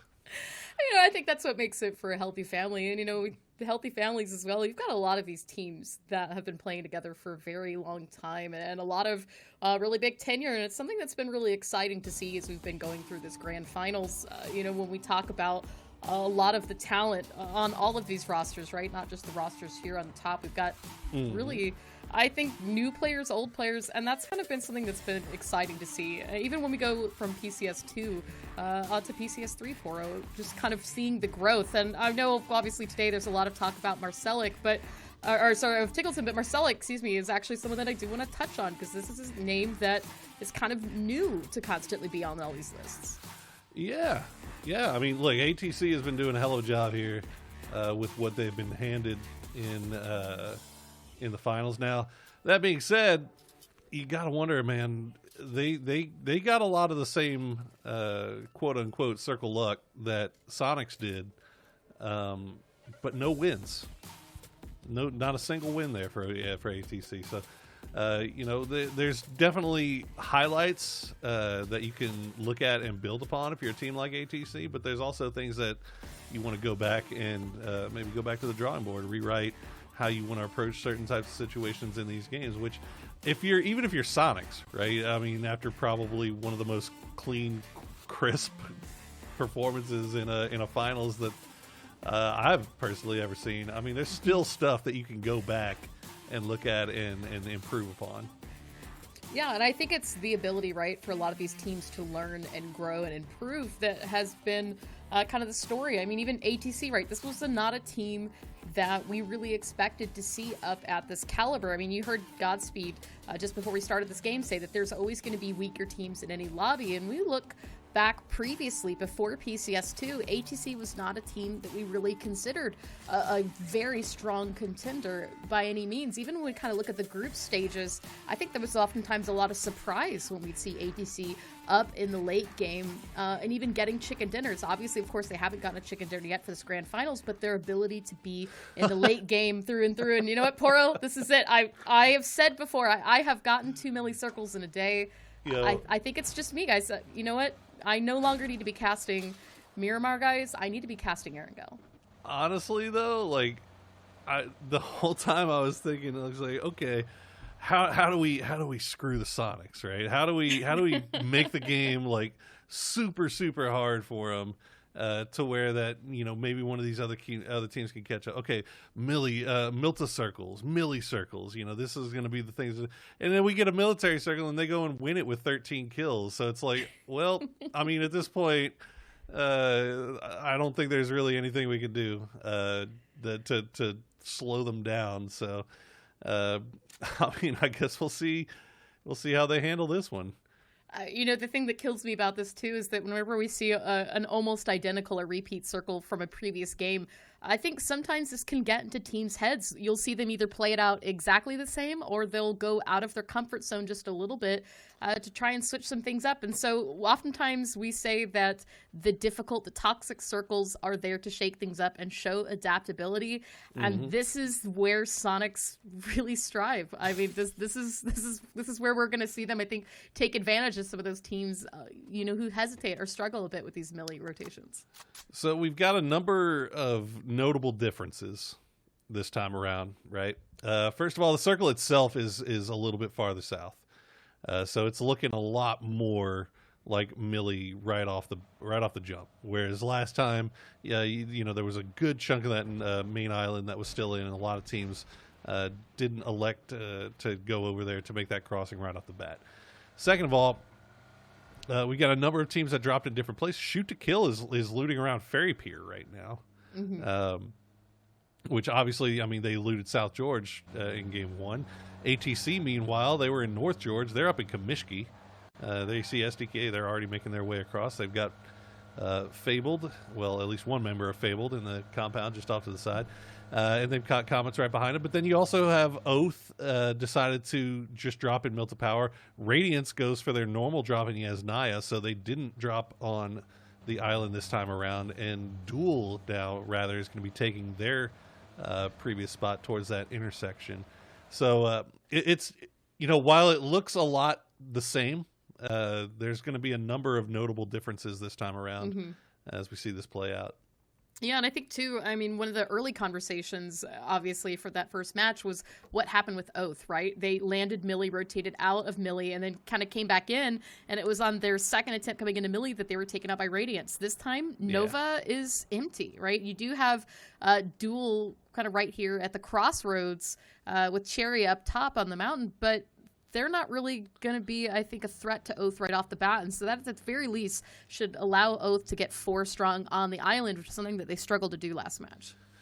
Yeah, and even going back, I still think that Oath made the right call with what they did. Just trying to drop in, then go back for vehicles. And I think the only thing that threw it off was because that circle was kind of cheating so far to the north that they didn't want to fully commit to doing like a full wrap or commit to Millie because they were wanting to see where Circle 2 decided to go. And it wasn't until Circle 2 that they decided to make their rotation over, whereas now they're already heading over, and it looks like they might be heading towards the south. We'll see if Fabled can deal with STK here. This is something that you really like to see. STK, while they died slowly in the water and kind of gotten picked apart, they immediately make their way over to the island this time around. But it's a rotation in an early game that they're not really familiar with, so we're going to have to keep an eye on it. Yeah, and I think this is a location that we've really seen Fabled comfortable with. I mean, Fabled started off so strong in the Grand Finals, and I think a little bit reminiscent of what we saw out of them from PCS1, right? That very first week in PCS1, they were near the top of the leaderboard. We saw a bit of that here, obviously here with PCS2, but now seeing a circle like this is kind of a situation that really aids themselves to those drops. Now you do have the split though, Haxetti and Hella. Whereas Greg Shot and Rip are on the other side of STK. And so I think the big thing here is going to be whether or not Haxetti and Hella can take care of Kurt, who's right at their doorsteps. Is obviously, these Kurt and Luke, I mean, those are two members of STK that you really don't necessarily want to go head-to-head on a situation, especially when you don't quite have the safe angle on this. But it looks like Greg Shot actually is he's going to get a knock onto Alo, and that is huge start for Fabled. That's nice from Fabled. Now, they do need to be careful here. Greg and Rip a little bit out in the open, and this is a really spooky time to be engaging in a fight right here, because you know that there are going to be teams that are going to start making their transition around here, so you don't want to be caught out in the open when those teams finally decide to get there. I mean, right now they're relatively safe. It looks like Alo's just going to go ahead and bleed out though. Civ not trusting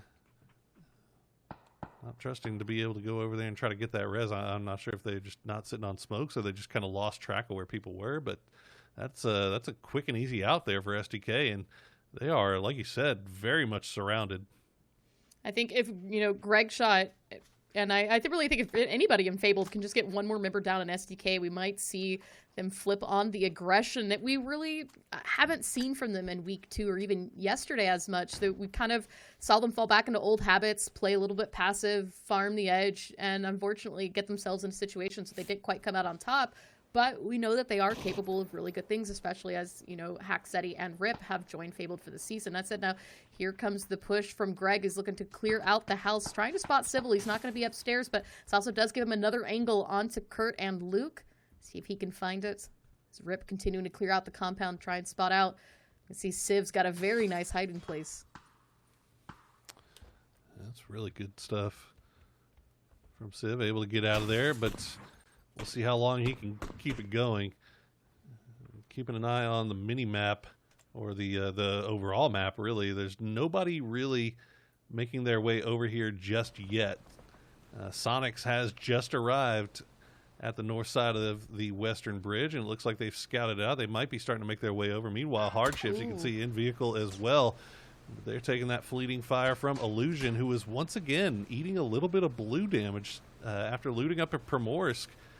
Just taking their time. I'm not sure what the game plan is here for Illusion. I mean, you figure you loot Primorsk, you have easy access to a boat. Why not make your way over to Military Island early? But this is 2 games in a row where they've just kind of hung out and waited.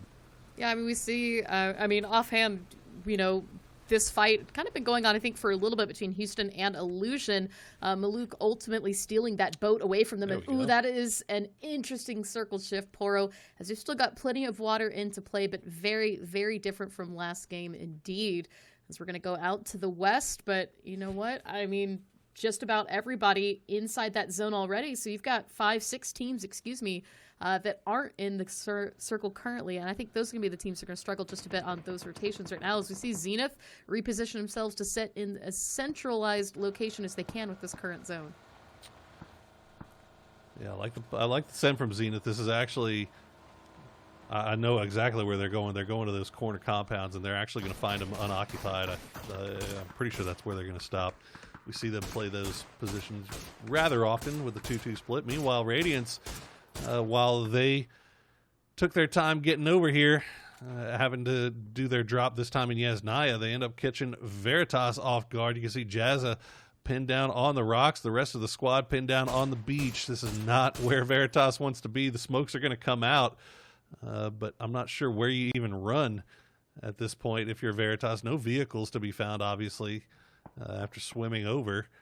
So they're just going to try to lay down a smoke wall, run for it. We'll see if Jazza can maybe pick off something sneaky. And look at this. STK finally decides to push in. Hella has been knocked and found. This is Haxetti waiting at the top of the stairs. The rest of Fabled still occupied with Civil across the street. So Curdy and Luke 12 might have this one in the back if they can get this onto Haxetti. But flashes are thrown. Molotov is going to hit Haxetti. He's on fire. Comes out the window. Will take down Luke 12, but falls all the same as Kurt finishes out. A nade in hand as Kurt actually misses this out. But Civ gets taken out as well. Rip finds him, and so Fabled will lose one more. But not before they clear out a couple more players of Shoot to Kill. And look at this. Sonics have positioned across the street up on the high ground. Bullets already coming out from Mime as they send Tiggleton and H-Win down to the south to wrap around on the back side of this. Oh, man, you couldn't. This has just not been going STK's way. We'll see if Purdy Curdy can keep things alive here a little bit longer. Rip just going to send the bullets out there and try to peacock a little bit, be spooky. Keep Sonics from crashing onto that compound. Looks like it's going to work for at least the time being. But Fabled now down to Rip and Greg's shot. We'll see. Oh, what is Carnage shooting at? They're finding somebody trying to make their way over real late from the Milta Cliffs. That's going to be Liberate, and they are getting picked to pieces here as they lose one. Ice Tech extremely low. And fortunately, the Blue not doing a whole lot of damage just yet.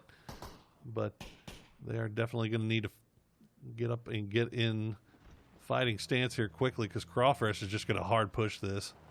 I mean, Carnage, as you said, still going to eat in some of this blue damage, but it's only phase 2, so nothing too risky just yet. But they also need to be careful because ATC is still coming in from Milta, and that means that they are really not quite safe either. Even, I mean, I guess you can't really say you're safe in the blue, but Crawfresh keeping the pressure on Liberates.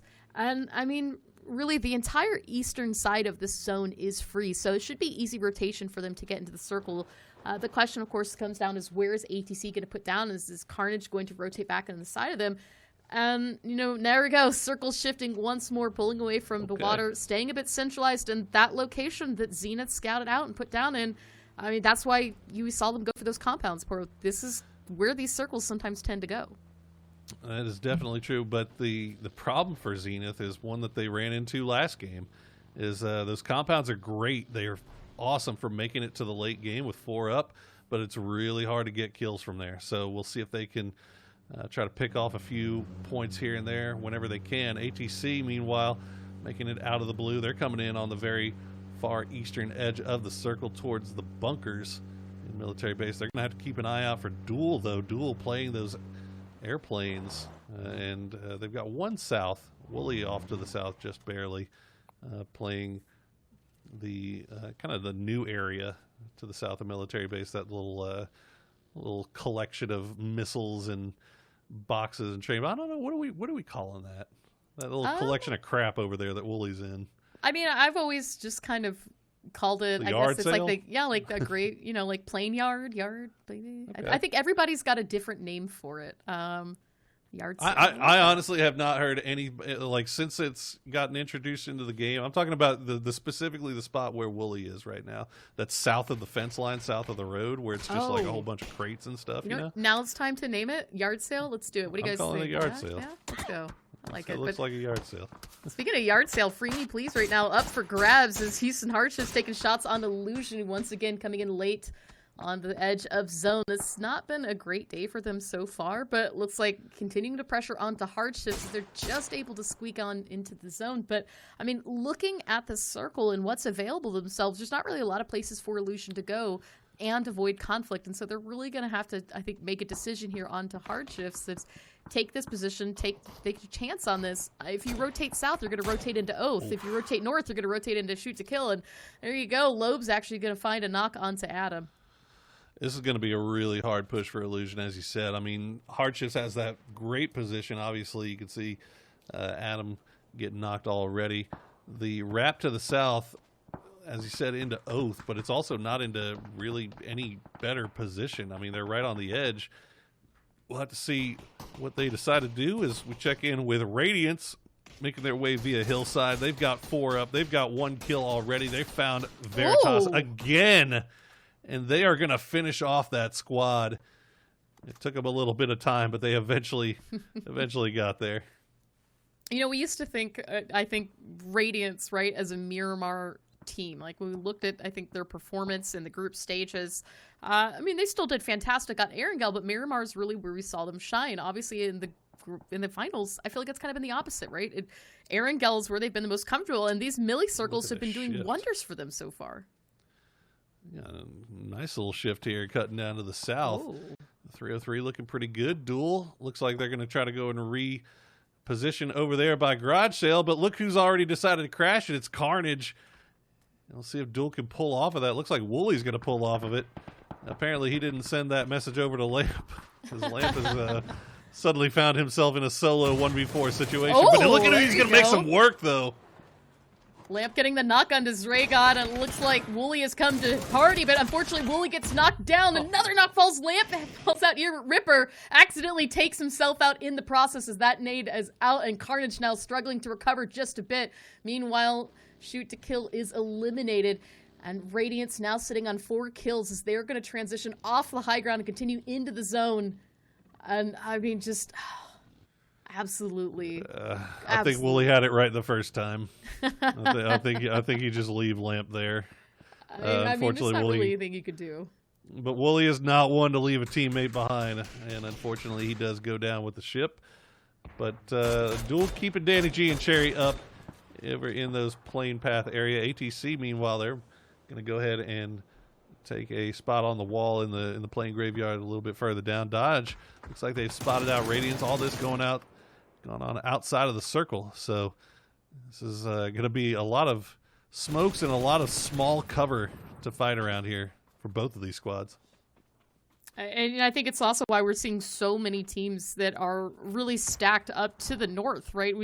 All the cover is really up here in this position right now. You see Radiance pushing in the backside of Dodge. Corsac falls, but Finna returns that there with Waldo knocking him out. But now you can see McCoy, accidentally hitting his own teammate. I think Los may have just, kind of just a little friendly fire.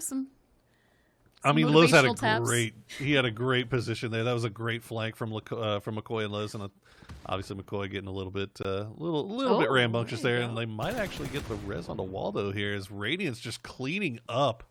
Dodge just gets pulled apart. Reno still alive, but he's just going to be hiding out in the building, eating the blue damage, and eventually he's going to have to peek his little head out there, and you got to imagine the Radiance boys will be more than willing to pick it off for him.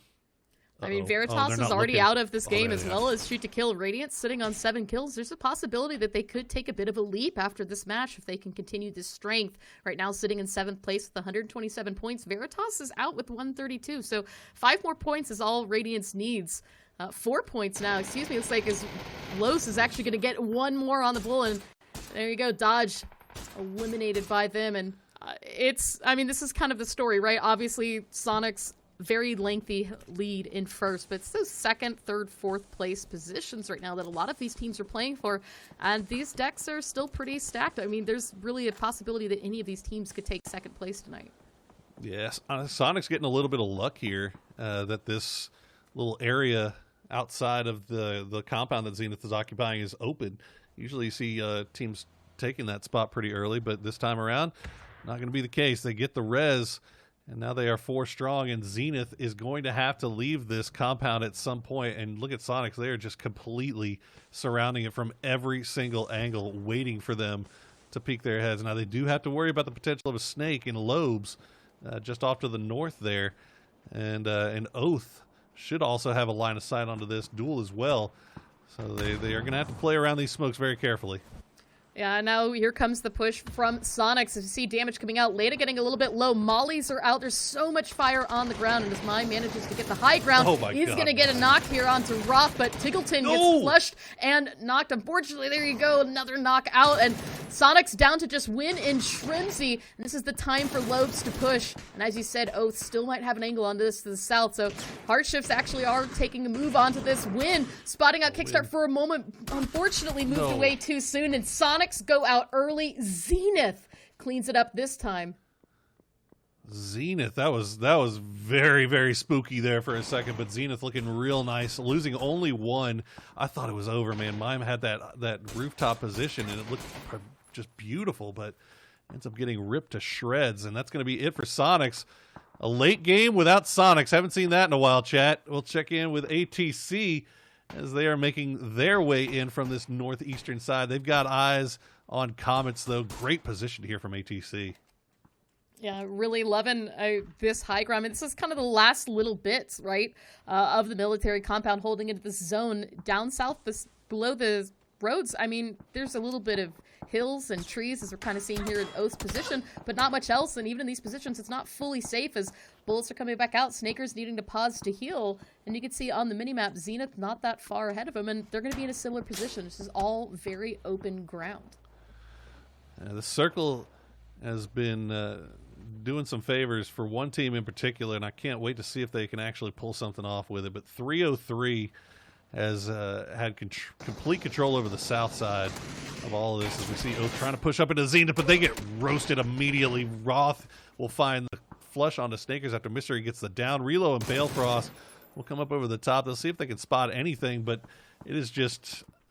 man, Zenith has such a nice spread here. It's going to be really hard for Oath to pull anything out of this, I imagine. Yeah, Relo, as you see right now, down to 14 HP, immediately gets knocked by Kickstart as he comes over the crest of the hill. Balefrost sitting in the smoke, trying to get Relo as close to him to work on those reses. Another smoke comes out, but here comes a nade, narrowly missing Balefrost, and Lada's just going to full send it right now up to the smoke, trying to spot out what's left of Oath to continue their hold here on the western side of the compound, as we see Zenith positioning wide, but 303 duel, both are going to say no as Kickstart and Roth go down, and immediately Zenith loses two. A third one falls here as well, only one still standing, but as a snake in the grass, Lada manages to take out Oath, but look at the cost it has, unfortunately, at the rest of the team.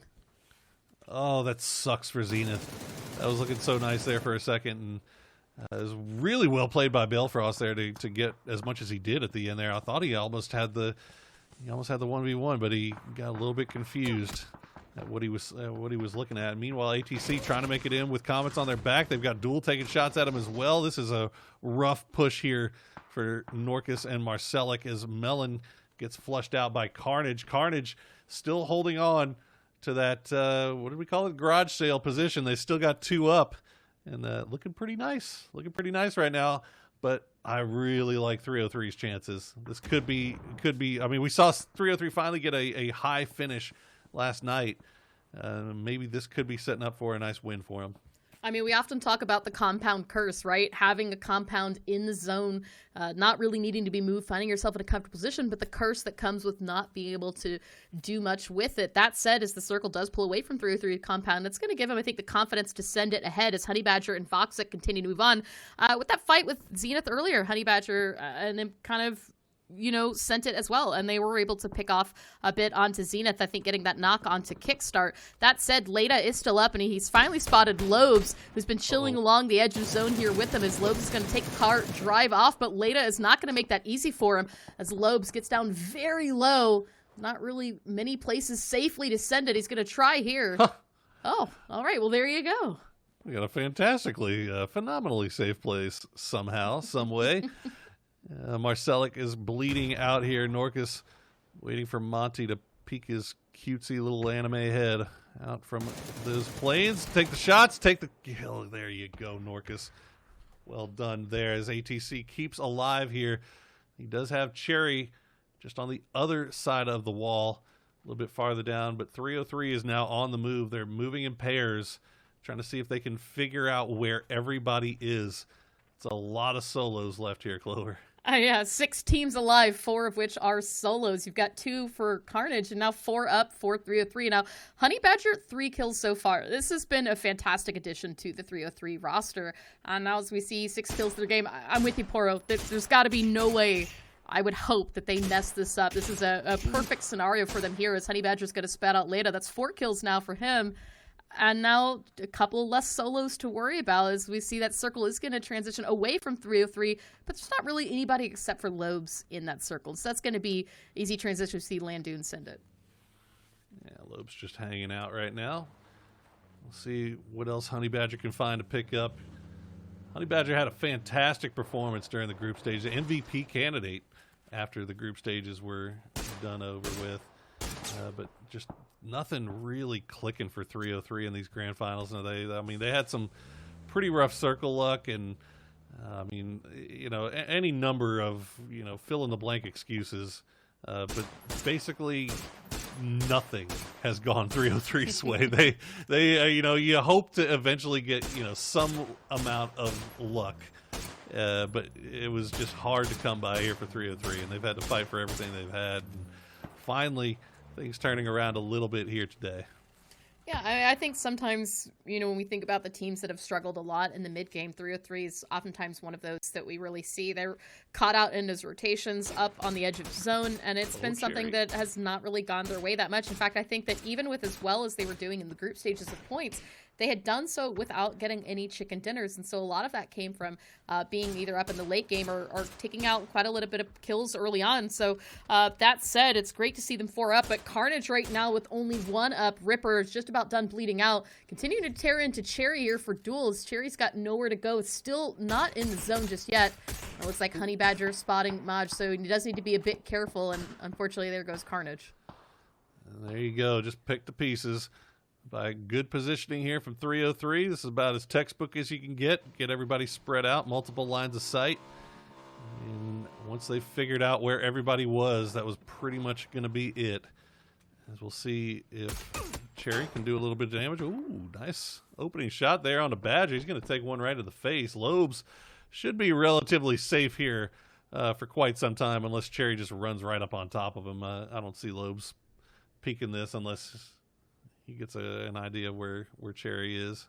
He might be able to pick up another. Looks like Cherry though is trying to get this knock on to Honey Badger. Gets a couple shots in, but once again the trees and smokes are going to be just enough safety here. And so Cherry right now 2 kills to his name. You see a total of 4 for Duel. These 3 teams, I mean, if 303 gets that chicken dinner and a couple more kills, these 3 teams will be right on top of each other in the leaderboard as terms of points. So I think right now 107, 102, and 92 respectfully. So that's a nice shot from Honey Badger as Cherry down to 8 HP.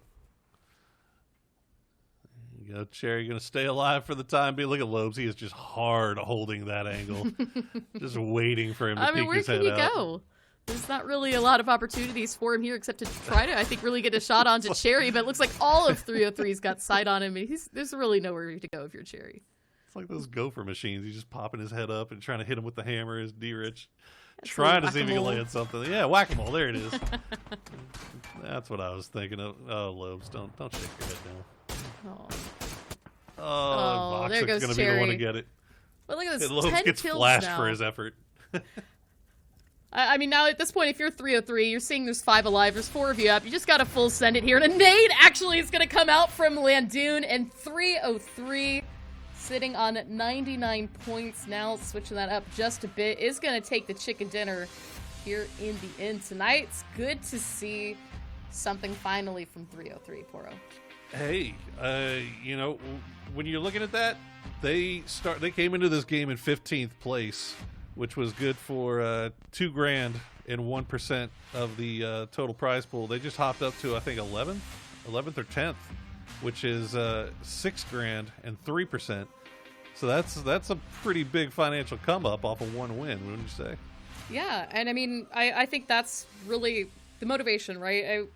Obviously, I think a lot of these teams get into lulls, and nobody is going to be the best team, but all 3 of those up in the end. Duel's another team that's really desperately been needing some points and needing some change, and once again, seeing quite a lot come out of Cherry, and even Wooly in the end. Unfortunately, as well for hardships, I think Lobes is in a really interesting situation, but he managed to keep himself alive for quite some time, all things considered. So, I mean, shout out to all 3 of those teams in the end.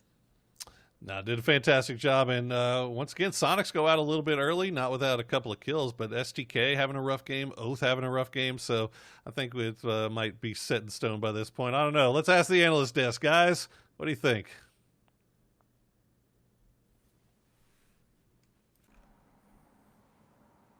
Well, I think I just had some spicy soup for dinner and watched a spicy win from 303, a team that needed to put some points on the board, made a little extra cash, and came at a apropos time. We had literally just spent 2 segments saying, where 303 at? In fact, I believe the quote was, maybe we should stop beating them up at this point and moved on to something else. And here they come out and they say, guys, we're still here. That's a good statement to start out with, Godspeed. Yeah, I mean, I obviously have been critical of the team just because I've they're a team that I've actually enjoyed following, and especially in their improvement over the last couple months. But it just wasn't really there for them in this grand final. So to see them kind of start to finish a little strong, that's good to see. That's what we want to see from them. Cameron, as we'll pull the highlights up here as I throw it over to you to chat a little bit about sort of what stood out to you in that match, anything interesting. I want to see your take on it. I mean, first thing that needs to be said is that this is first 2 Erangel games of the last set of games, but Erangel games of the event, both on military circle. So it's almost like this game is just trying to do something chaotic, something to mess up our nerves, because it's basically set in stone that Sonic's going to win this entire thing, give a little bit of a leg up to the teams that really thrive in chaos. But a good win for 303. I'm going to echo what Godspeed is saying, that this was a team that was set up to do. They set themselves up to perform very well. This event haven't. They've had a couple of good games here and there, especially the last weekend. And so I think this is a good ending note for them. I hope, assuming that they perform at least reasonably well these next 2 games, ending note for this, for us to not totally count them out in PCS3.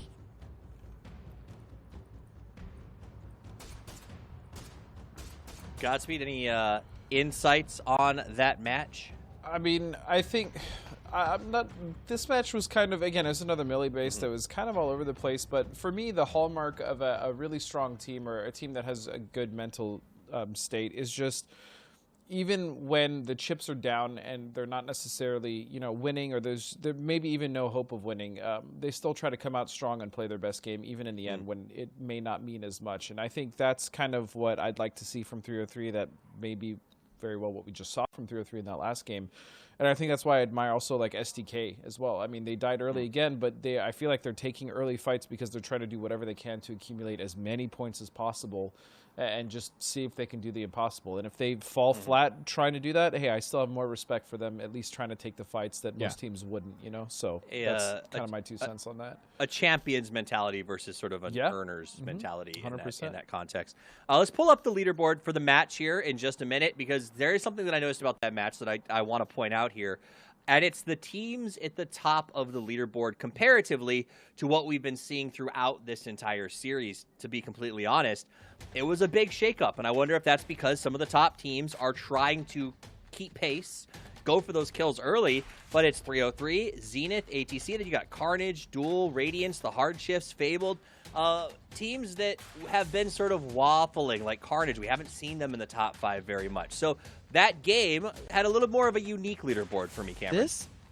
This is weird. I feel like you got a little surprised by this leaderboard, because I can tell that you were referencing the fact that in the final circle we were seeing 303, Duel, and Hard Shifts. But guess who's in second and third? It's Zenith, ATC, and then Carnage, of course, in 4th place with their 4th place placement. And that's just because Zenith and ATC took a lot more fights. It's a military circle game. They're the hardest to read, not only in how in the world do you even play this with a reasonable success rate, but also who are going to collect all those points. 303, first place in the game, first place on the leaderboard. But Duel, only 4 kills despite 3rd place. Hard Shifts, only 2 kills despite 2nd place. It's a weird one. It's an interesting one. But unfortunately, to contradict your point, Zenith and ATC are the ones to actually take 2nd and 3rd. I should have expected it. I didn't realize. It is what it is. Also worth noting, there was so Hoover-tastic up at the top of that board that Fabled made it to 8th place with only 3 points. So everybody in that sort of 8th and below just could not put points on the board in that match. Overall kills for that round, it is exactly. Honey Badger comes out with 5. Kickstart shows up with 4. So it was a big 303 game. Obviously, Zenith and then Marsalek adding a little more to those tolls. He had been a little quiet lately, Godspeed, so I'm glad to see him pick up 3 in this match. Yeah, he's been a little quiet, but he's still one of the kill leaders. And again, I think he's had an outstanding performance regardless of where, ATC ends up, which, to be completely honest, I think they're still doing fine. I think they're kind of crushing our expectations of what we thought they might do in this grand finals. So I think Marsalek, still being in the top 5 for not only damage, but as well as, I think, kills as well, obviously, is great for them. And I think ATC is a team that we're definitely going to look more into as we move forward after this event. Cameron, you want to talk about damage? Damage was done. Marcelic is making sure that Tiggleton doesn't overtake his position, but I think the reason why we're seeing these top 5 leaders is different just because it's a military base. Same reason why there is such a points vacuum on the leaderboards, because it was a military game. Those rotations across are just so brutal. You cannot expect anything. If there is a circle or at least a region of the map that you're allowed to say 0 points, oh well, it's this one. Let's take a look at the overall leaderboard. You guys can look at the top 3 on your own. I want to take a little bit of a focus change, gentlemen. As we go down to the races that are starting to develop, 4th and 5th, as well as 3rd, are going to be in sort of competition for the difference of over $8,000. We're going to have 6th and 7th fighting it out for their $4,000 difference. And then when you get below that, 8th all the way down to 15th, to be completely honest, is going to be really anybody's run, Godspeed. Yeah, I mean, anyone at this point can shake up positions, like you said, from 15th to 8th. That gap is not very large. Comets, I would argue, like maybe, especially with, unfortunately, how things have been playing out for them today and as well as yesterday, may not be able to make that big of a shakeup. But I mean, Duel 303, Fabled, Liberate, Illusion, Hardships is not necessarily safe in the top 8, and that's, you know, kind of exciting to watch, at least because, you know, Sonics are, those guys are punks, man. And to punctuate that, let's look at the total kills. Tiggleton at 54. To put that in perspective, Tiggleton has 54 kills. Dodge has 55 total points in this tournament so far. So Tiggleton, literally a one-man army. You really hate to see it. Right? Should I not have said that? But no, you should have said that. That's a wake-up call for that team, truly. He has more kills than not just Dodge, but also Liberate. Overall, obviously, Liberate, our points, Dodge there is a weird gap between even 15th and 16th to Dodge. They're definitely the outlier there, even if you look at the bottom of the bracket. But yeah, it's kind of nice to he's see Los up so there strong. too. Just to throw that out there, Los finally in the top 5 for kills. It's been a while since we've seen him there. Overall damage, kills, top 5. Tiggleton still putting up numbers. When we left yesterday, he had just broken 10,000. So he goes ahead and keeps notching that up. Marcelic, bless his heart, trying to catch him, wants that bonus. Not going to happen. Not going to happen, I think, at this point. And what makes Tiggleton's numbers so ridiculous is that he's not the only Sonics member on these numbers. It's not like he is hard carrying a team. Hwin, Shrimzy, Mom are all picking up solid numbers. He is sharing the top 5 leaderboard with 2 of them for kills and damage, which means that he is almost, in a way, competing with his teammates to be at the top. As an entire squad, they are performing out of their minds, and Tiggleton he's leading the pack, but he is not the only one who is giving us a real show. Yeah, I mean, the whole team is, and that'd be impossible to argue with. I would not be surprised if by the end of today, Godspeed, we saw Mime hit those leaderboards as well, and Sonics gets to just play clean house. I mean, literally on Twitter last night, I think Poro and I were messing around with the owner of their team, saying, I don't understand how they're not getting a raise right now. Their performance is just that incredible. And I don't know if he fully agrees, but he was like, yeah, man, this isn't, like, watching these guys is awesome. And it's always happy. It's got to feel good when you make your organization that ecstatic about you representing them. I'm sure it does. And like I said before, I feel like Sonics, in the way that they've supported PUBG, even at this point, has been fantastic. I think Bizzle's great. Tribizzle has been phenomenal in the scene in general, not even just with this roster. But I just feel like Sonics has been one of the few orgs that has really taken care of their team and made sure that they have everything they need. And obviously the support structure for them to succeed, as far as whatever they're being offered by Sonics. I just want to say that Sonics has been great to their players and to PUBG, and I appreciate that for sure from them. Yeah, loyalty is always nice. That said, speaking of loyalty, let's go to the 2 folks who will be calling the 3rd match of the night, the penultimate game for PCS2 North America. It is Porosaurus and Clover.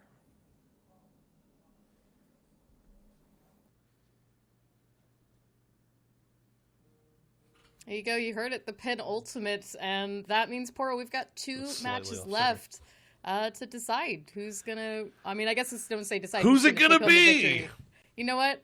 There's. I don't know. Are we now at the point Suspense. mathematically, Poro, our resident mathematician, that Sonic's absolutely, without a doubt, could not make first place? Or are we at that point yet? I mean, I will be the resident mathematician here to say that yes, Sonics has indeed, in fact, won this damn thing.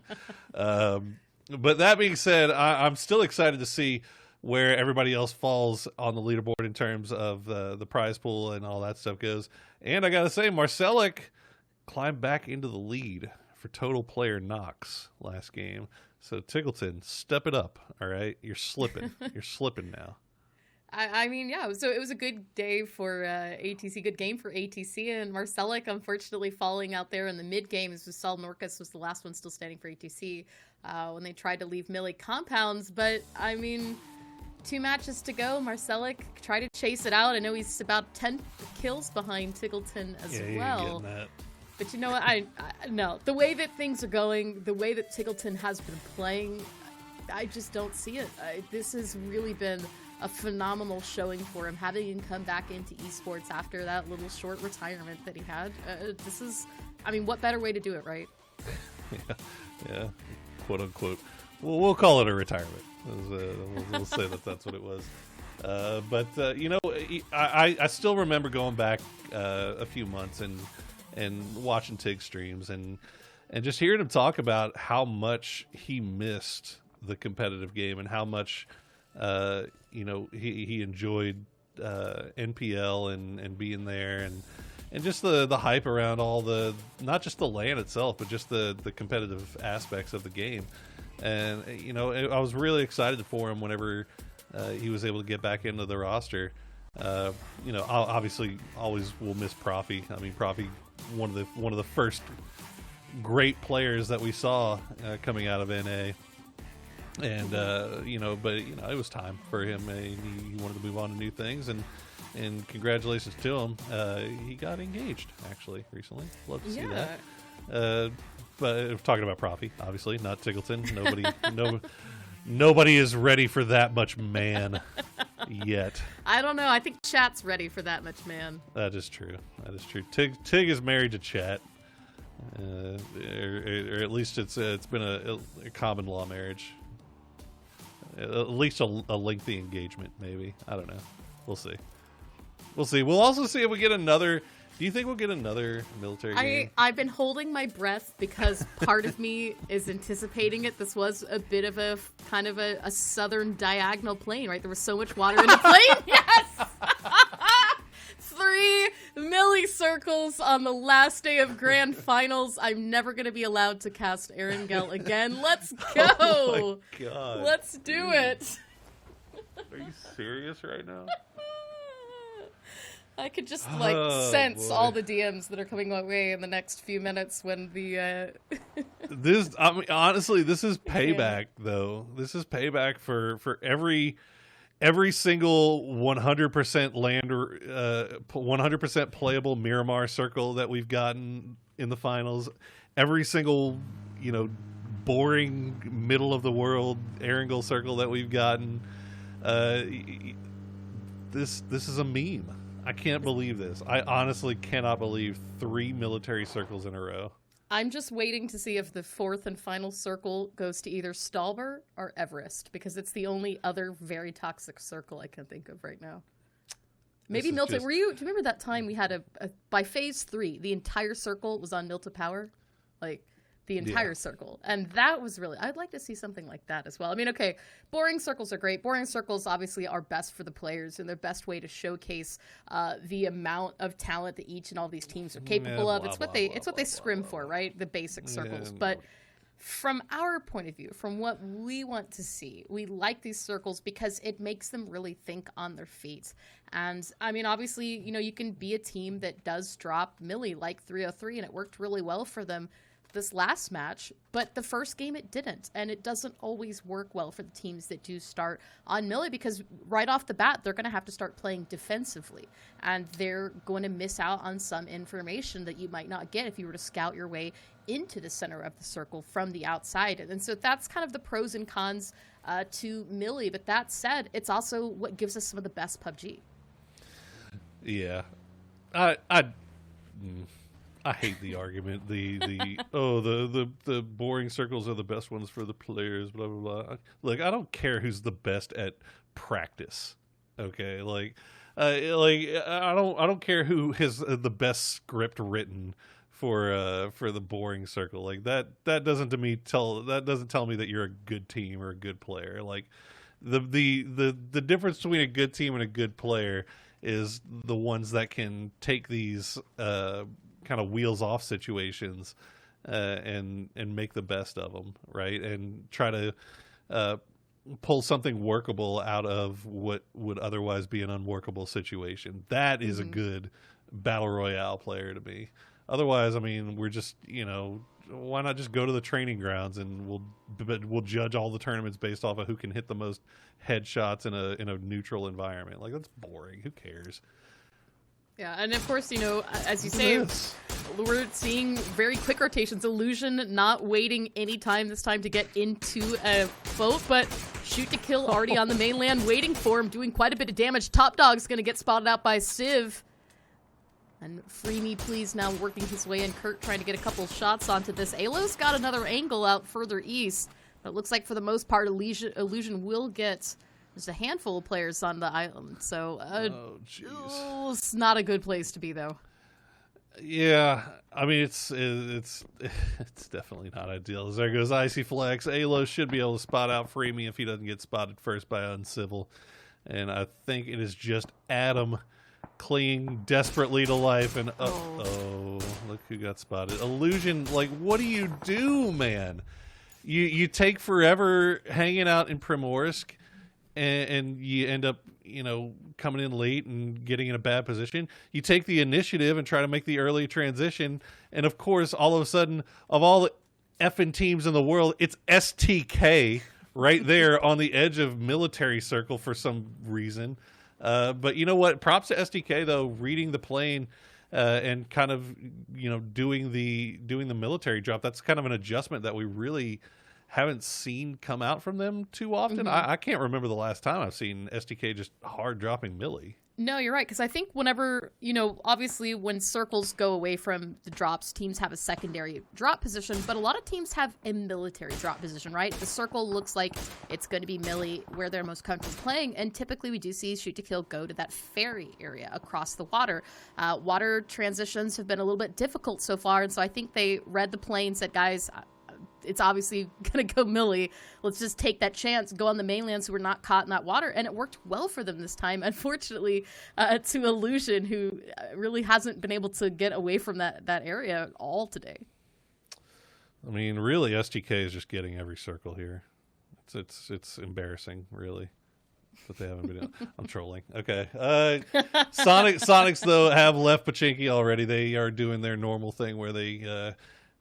or at least the normal thing that they've been doing today, which is camping out on the north side of the gas station a little bit, scouting ahead, seeing what they can see. They do see hard shifts playing around on the hills over there. Meanwhile, Liberate going to try to make their way through a half-hearted bridge camp here by Veritas. They've got Carnage just off to the north as well. Two teams that haven't made it in just yet. Radiance starting to make their way in around Pachinki. And ATC looks like they have finally left Kamishki, and they will be coming in very, very late. But we've seen them have success coming in late today. So, I don't know. We'll see. We'll see what happens. My question now, of course, from this is, like you said, right, ATC landed North George in Game 1. They've landed Kameshki for Game 2 and 3.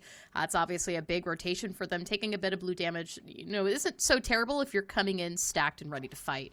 That said, if this circle for the next game, for whatever reason, decides to look like it could pop Millie and you see a bunch of teams go south instead of north, that could be an interesting switch up for teams like ATC, Radiance, that typically do drop further north. Obviously, as you said, Shoot to Kill changing up their drop. Normally we'll see them drop Georgia Pole in the crates kind of area. But No use theorizing about what's going to happen here in Game 4, because right now we are in Game 3, and here in Game 3, dual Comets right now head-to-head just outside of Millie Compound. It's Cherry backing off a bit of spray onto the edge, waiting for the peek coming from Yaxley, but Yaxley is going to deny that, getting a nice shot there with the SLR flush with the barrel. And that is unfortunately one down for duel. What is Wooly doing running around with a Car 98? You are not a sniper, boy. Put that away. We also have Carnage. Carnage, unfortunately, it looked like ran into Veritas. They sent Zregod, and Zregod died to this. So Carnage had the option to pull off and try to approach this in a different manner, but instead it looks like they want to take this fight by playing the ridge lines there. Sharp shot. She just snaking it out for a little bit. Looks like Crawford's going to find him, though. So good shooting come out of them. As we see, our next circle does go pretty much where we thought it was going to be, right? Yeah, very, very centralized Millie circle. This one's a little bit further east and a little bit further north than the game that we just came out of. I mean, this is obviously our third Millie circle of the day, but that said, you're kind of back on this fight with Carnage, right? Carnage has driven across this bridge for all the Millie games so far, and a lot of it for free. This time, I think, coming in a little too confident. Veritas was there to camp it out, but now if you're Carnage, you're kind of stuck here. There's not really a lot of boats. Liberate took them from Milton already, and so you're kind of committed to this area because there's not really an easy rotation away from this position where Veritas won't see it right now. See, Keenan was kind of looking for another angle, but is now taking shots from Liberate across the water. Yeah, good eyes there from Liberate. I'm going to stress him out a little bit, maybe if not get the knock. I mean, while Fabled is able to swim across the river, nobody hanging out on this north shore just yet. So Fabled with a pretty nice little transition there.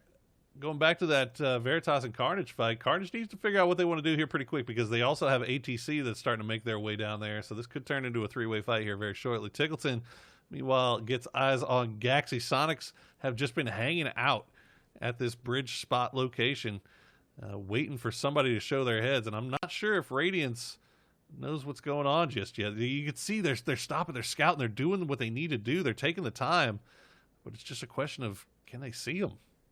This is going to be, I think, the tricky situation for Radiance, right? It's how are you going to be able to transition safely into the zone this late? There's not really any boats left. Swimming is going to be very risky as you've already got teams set up all along the north. And so that really leaves the eastern and western bridge. And right now, Sonics have the western camped out quite well. Oh, Tiggleton is going to get a knock onto Gaxi. Poro, you said Tig needs to work on his knocks to catch up on Marcelic. Well, there you go. There's one. There's one right off the bat. I mean, he doesn't get the flush, though, unfortunately. And look, I get it, but I feel like if Tig doesn't take that shot, I don't think Radiance had any idea that they were there. And I think that they may have been able to catch Radiance in transition in a lot better of a fight if Tig doesn't take those shots there. But, it's hindsight 2020. You don't know how things were going to work out. ATC, meanwhile, looking like they might be taking the same route that Fabled did. But they also have McCoy, who looks like he's doing a little bit of scouting for Radiance that might spot this. So they need to be quick about this if they want to do it. Yeah, I mean, McCoy spotted out, kind of like you said, scouting out, looking for a good spot to safely cross.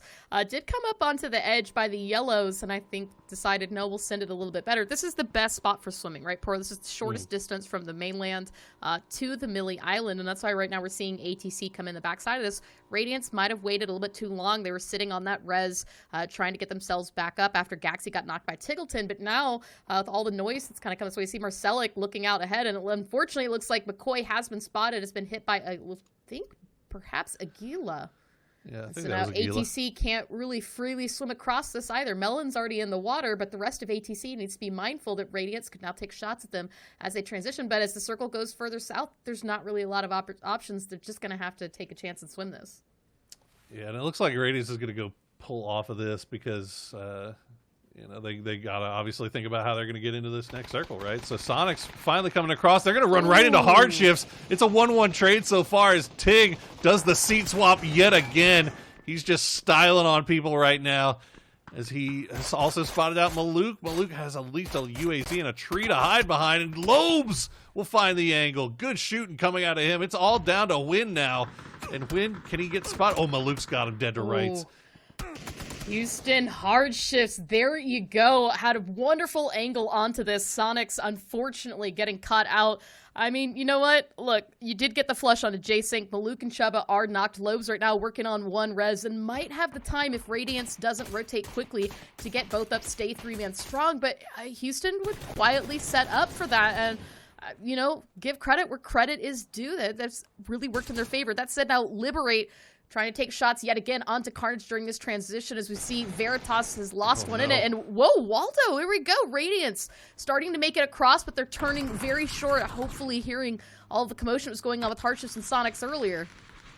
I mean, Radiance had no other choice. They had to send it across this bridge because every other option that they looked at was already taken. And fortunately for them, they're actually going to come over here at the right time as Hardships still hadn't completely reset from that Sonics fight. As you see, Maluk's going to go down. He's going to bleed out, so it's down to just Chuba and Lobes. But meanwhile, on the other side, we've got Veritas and Liberate trading back and forth. Looks like Penta going to go down to Ice Tech. The blue still just tickling. It's not too bad just yet, so they can afford to wait this one out. Ooh, and Ice Tech's very low. Keenan almost got him out here down to 3 HP, but the zone might do the rest. If that first aid can pop down to 1 HP, but immediately Keenan getting another knock. Nade out for the flush. And that is it for Ice Tech, but it's come at a cost for Veritas. Ice Tech, you sitting there finishing off the first aid, and all of a sudden you just see a grenade roll right in front of your face. That is probably the most terrifying experience ever here. Fabled, already 2 down, I believe. Is it ATC? Is it Dodge? I'm not sure. Is it a combination of both? Fabled find themselves pinched here, and Dodge has a really nice spread going on this hilltop. You've got all the teams that tried to swim in come in from the north as well as Fabled descending onto Dodge. ATC came in on the back side of this rip. Meanwhile, turns back around, gets a knock onto Reno, looking for the flush. So it's not stolen by ATC, but you can already see we've got shots here as Melon getting ripped down to 52. Working on that res. Still trying to... Oh no, Crop had the angle, rotated wide around this. Fabled, eliminated in the blink of an eye. ATC and Dodge cleaning that one up. Just absolutely sandwiched from every angle here. And you can see in that new circle, Duel, Oath, Zenith, all hanging out in the C block area. As 303 is also slowly making their way in from the south. They might have spotted out Carnage here, take a few shots. Not sure if this fight will really play out. Oh, Lobes. Oh, Finna. Oh, Finna, no. Had nowhere to go. Lobes really had the great angle on this, but Crop, I mean, kind of stuck in the shack until Corsac could come back and join. Dodge is just falling apart in all of this today. I mean, they had a great position there. They were uphill. They completely sandwiched Fable. But unfortunately for them, they don't even get much off of that because ATC just cleaned it up. So ATC playing in from the northern edge here, still 4 strong. They also picked off whatever was left of Fabled and Dodge, so I imagine their kill points are sitting pretty nicely here. Get to decide where they want to go, and to be honest, this northeastern side of the circle is a lot less populated than we normally see it. It's really just ATC, Liberate, and a couple of players here from Dodge and Hardships. Yeah, I mean, Radiance is just kind of sneaking their way into the north as well, but back out to the south, 303 still in military compound, now taking shots in from STK. That said, it looks like that fight that we've been waiting for between ATC and Liberate is just about ready to pop up, but I think Norcus actually has his back turned to Liberate. He wasn't aware at all that Guabi was right there, and Simply Mad is going to take full advantage of that, get the knock. So Guabi gets a bit of damage onto this, smokes out ATC trying to recover. But this is not the position you want to be pinched in when you've got so many teams in the area. Yeah, it's still a tough fight for Liberate, and I like what they're doing here. They got the initial down, and they're just pushing. They know that the terrain is in ATC's favor. If they allow ATC to reset here, it's going to be rough. But Attic goes down. Attic gets flushed. Marcelic with a really nice flank position here. The smoke's going to keep him alive for right now, but there you go. Guabi going to spot out another one as Norcus goes down.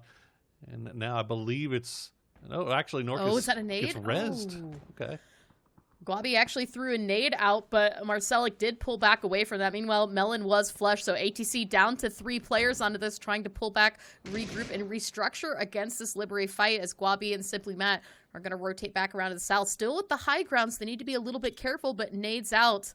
as ATC looks to continue to hold on to this control. We've seen so much come out of Norcus and Marcelic in terms of damage, but we also talk about Aguila and how absolutely scary his aim is. And at this angle, it's going to be a little bit terrifying there for Simply Mad as a Molotov is out, but it's going to fall just too short. No damage done there on Deliberate, but spotting him out, a couple bullets from the barrel, no connection. Yeah, they know exactly where he's at, though. It's the one rock. Where else could he be? So they're going to molly the rock. They'll nade the rock. And Matt will get out of there with a little bit of damage done to him. And you can see Guabi and Simply Matt trying to get in different angles and reposition before ATC can see him. But ATC just has vision over all of it. And Simply Matt's going to go down. Radiance. But nice. Radiance coming in at the perfect time. Radiance was wondering what all the commotion was about. Wrapped in behind that, as you can see on the mini-map, that little blip of orange, that's Radiance peeking their heads to see what's going on. And the circle is going to shift north, and that's going to give these teams plenty of time to complete this. Now as you see Radiance full send it, they're hungry for those kills. Radiance is really doing a number to climb on the leaderboard right now, trying to get into the top 3 as well. Stealing it from ATC, who's fallen down to 5th. Norcus is going to fall here as well, and Marcelic, the last one, still up and standing, running right into Liberate. That's not a good place to be. He's not feeling great. He's going to get collapsed on here by Radiance shortly, but the C block fight's still popping off here. Oath has control over the southern side. Zen in the western and northern side. Meanwhile, Carnage, you can see them just holding on for right now. And look at this. Look what? No smokes. No, nothing. Either Oath has no idea that Carnage is here, or they're just it's just a completely disrespectful rotation. You know what? I think the possibilities are endless at this point. Pretty that sure they said, have no idea that Carnage is there. Well, they have plenty of idea now that Zenith is here. As Roth gets a knock onto Relo, Sneakers should have enough time to get the res, as we see that starting to come out right now. Once again, on the minimap, Radiance rotating back down, looking to see who all is in C block. The answer, 3 different squads. See Roth try to hold the angle on here, get a knock onto Balefrost, but can't quite make the connection. Get Sneakers down very low, finds it with a headshot. And now his armor is very damaged. He's lost his helmet, so this is going to be a little bit tricky for Roth. He needs to get a little bit of loot after this fight is over, if he can survive. These peaks, these hard peaks. Shooting down the hallway. This is like a movie right now. As Oath and Zen just trading shots back and forth across the apartment. Meanwhile, Roth is going to go down to a well-placed Molotov from Oath. Pat Caps. Relo going to find Leda as it's all down to Mystery now. And Mystery's not even in the same compound. He was holding the outside angle, waiting for somebody to maybe jump out the window. But it was not to be. Mystery, we'll see if he can stay alive a little bit longer. But Oath winning the battle of that apartment for now. Would you say it's a mystery as to where he is? Boom, boom. Oh, you know what? I feel like I had to bring some dad jokes and puns into this, but no, yeah, that we don't get nearly enough of that anywhere else. We got to make sure we add more. Not in the slightest. With that said, I mean, it's still very busy in military compound. 303s continue to hold in. And, you know, something to note, 303 landed in military. They have been here through phase 5. And when we talk about the compound curse last game, this is exactly that. 0 kills their name right now, playing the edge, avoiding conflict, seeing where the zone takes them. It is very crowded in this area. And, okay. All right. A nice shift down to the south. I was not expecting this. Let's get the final circle to end right on top of the what's that called? The big, tall, wiry structure. The sign. The radio tower? Yeah. Is it the sign? Yeah. The sign. I think everybody's got a different name for this one. Yeah, you know, I have no idea. I can't remember anymore. But what I do know is that STK has managed to keep 4 up, and now they are wrapping around on this northern side. I think they are well aware that Radiance is over here, but I don't think that they know where each one of them are. And Radiance has a very, very nice spread going on this north side. So this Radiance STK fight, this could be huge. This could be STK jumping back into second place. Yeah, and Kurt's already going to get that opening knock onto Waldo. As you see Gaxi pull back, try to get the res, keep him 4 up. Another thing to keep in mind on this is that Dodge does still have 1 up, and that's Corsac on the backside of Radiance, and he has been kind of approaching with some curiosity and caution. So it's a possibility that Radiance could get themselves a little bit of surprise here if they're not careful. Gaxi is going to get knocked by Civ, though, and that's 2 down for Radiance. The Civ immediately picks up the flush, takes home the kill. 7 right now to their name for Shoot to Kill. But again, Corsac coming up the backside of this, and it's a little bit of a tricky play for McCoy. Is going to get spotted out there by Dodge. Corsac picks this up, and now Lowe's the last one up. Unfortunately, I think Corsac's just going to run. You know what? I got my one. I'm done. he just bit him in the butt, and he's just like, ha ha, and I'm running away. You're not going to catch me. But Los, he hears the footsteps. He sees the head. He gets him. Ooh, he gets him so low. Ooh. Los is not going to let that one off easy. Even as bullets are coming in from Shoot to Kill. And ultimately, Alo is going to get the knock here, but Corsac's very low. If STK peeks with their eyes, might be able to spot Corsac here. Corsac popping off that first aid will stay up strong, but now Shoot to Kill is very aware. A member of Dodge is still on this side of the street. That said, back over to C Block. Oath trying to spot Mystery. It looks like they have seen Carnage as well, so this is very busy. It's a very, very busy game here. Now, I really like STK's positioning here, presumably for where you think the next circle should go, right? It's got to break away from military base, right? You feel like it has to. And if it does, STK going to be in a great spot, especially if they can clean out Corsac here. But 303, Oath, both full strength. You've got 2 from Duel, 2 from Carnage, and 1 from Zenith that are just kind of hanging out as Corsac does get picked out. Oh, I think you might get your wish, Poro. Look at where the circle is centered. Wooly, if Wooly isn't on the top rack right now, yep, there he is. One of them is. You can see him up there.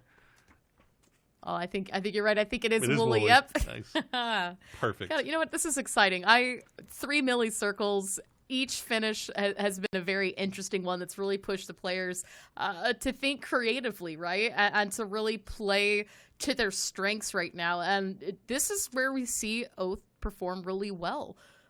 Close quarters, able to kind of stay 4-man up. We've seen these milli compound finishes before. And in that time, I mean, Oath and 303 were some of those teams that we saw time and time again on us. That said, now Shoot to Kill needs to come up from their high ground position. Snakers is going to get Alo.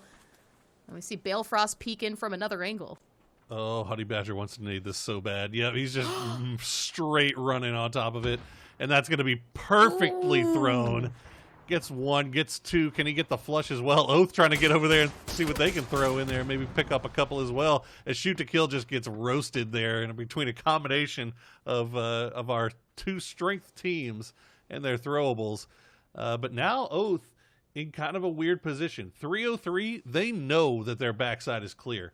Oath, they know that Carnage and Zenith are going to have to come out of C Block eventually. And then you also have the additional factor of Lampalot and Wooly. Honey Badger tried to get a little bit of height there, but it's too late to be doing that. You're going to get spotted every time.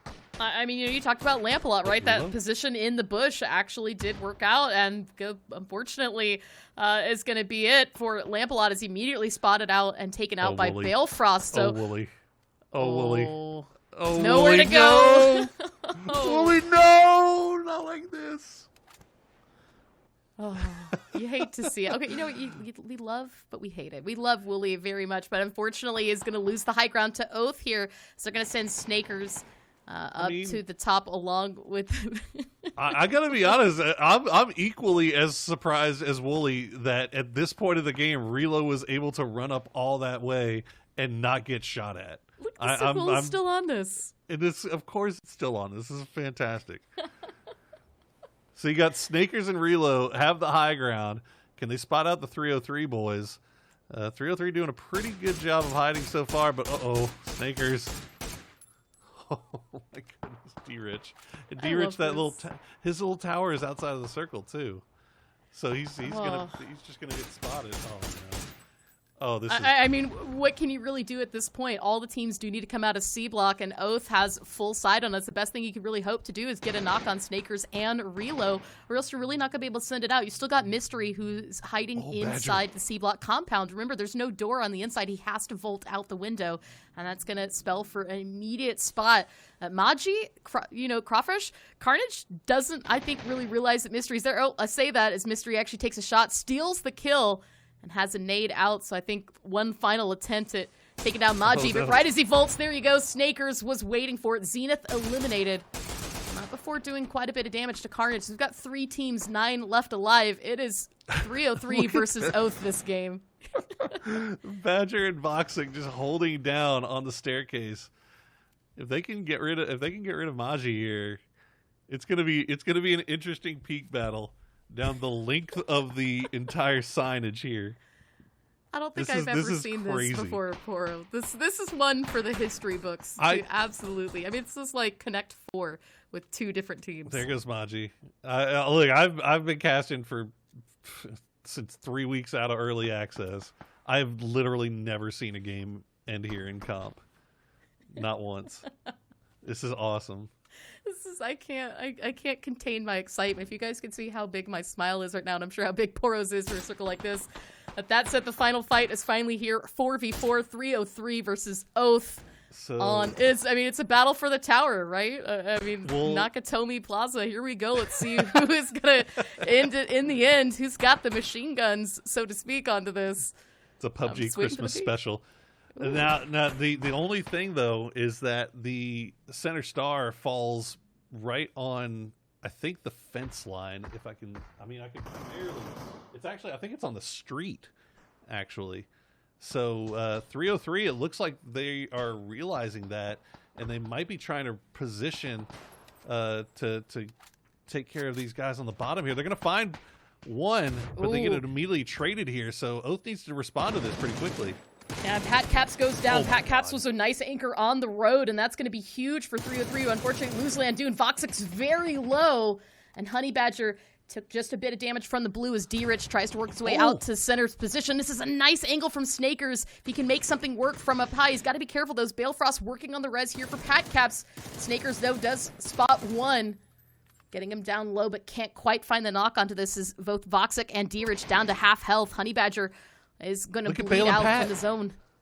Bale and Pat had next to no health. It looks like Pat was finally able to find a health kit, but he's starting to eat a little bit of blue here. And D-Rich and Voxic, they're playing right below Snakers. Oh, here you go, and shots are out. It's actually going to be it. Oath manages to make this work from up top. Snakers holding his health and his bullets. Balefrost ends on really on point, as you said. And, I mean, I've never seen a circle like that. Poro, I'm absolutely speechless. What did we just see? That was great. Look, hey, even though Sonics had pretty much complete control over winning first place, the PUBG gods felt fit to bless us here in North America with some entertaining games, at least, on the final day. 3 military circles in a row, though? 3? You know what? I mean, never say never. We've still got one more match, Poro. One more. 4. Dare to dream of the 4th military circle. I don't even know. I don't know if I would even put coupons on that one at this point. But I mean, look, finally, you'd love to see it from Oath, right? What is that? I think they had over 10 kills in that game as well. I mean, obviously, it was a really, really long stretch for them to maybe make a shot at Sonics here. But I think with that, they might have fully secured their 2nd place.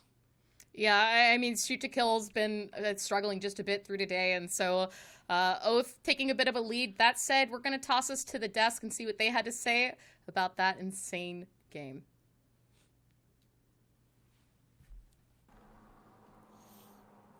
Thank you. Guys, welcome back to the desk. We'll talk right about the end of that game.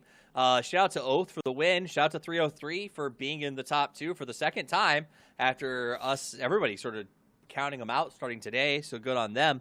But let's talk about that fight there. Cameron, Godspeed, whoever wants to. This is not something one could even train for if they tried to. Nope. Nope. For some reason, that circle is giving me real 2017 vibes. I couldn't explain why. It's not like the Circum algorithm has changed in any like real meaningful way, but there's just something we haven't seen. I remember calling it rust. The Erangel 2.0, it's not rusted anymore. It's actually nice, clean, and polished. I don't know what to call that big old wall anymore. I'm going to keep calling it rust. We haven't seen that in really anyone fight over it in the longest time because it's so difficult. You can see how Oath and 303 sort of fighting over it. I do like how 303 made the smart decision. We talked about it off camera, how they saw Oath had control of the top floor. They pushed down to the bottom to at least try and take that 4v2, but Honey Badger stood off to the side to hold an angle from a peek from the top. Ended up not working out in the end for them because I think there was a couple of friendly fire at the very end by 303 to give Oath the full win there. But it was still another good finish by 303, and that's the most important thing to take away from all this. Disappointing, yes, series from them overall. But Godspeed, I don't know, maybe you disagree with me on this one, though. I'm pretty sure you don't. This is definitely a team that we're going to be looking at for PCS3. Yeah, no, I absolutely think that this is kind of what I was talking about earlier when, I have a lot of respect for a team that even when the chips are down are still giving it their all, and I think that's what 303 have done. They've realized they've had a disappointing series. They're probably disappointed themselves. I don't need to really, again, lay into them. I'm sure they expected more from themselves just like we did. But also, that fight was very reminiscent to me of actually back in the MPL when Tempo had taken control, and I think Zampa was up there. And he was holding, I think Balak was like the last member alive they killed coming out of barracks. So we've seen a fight here before, but nothing like this. So Cam is right.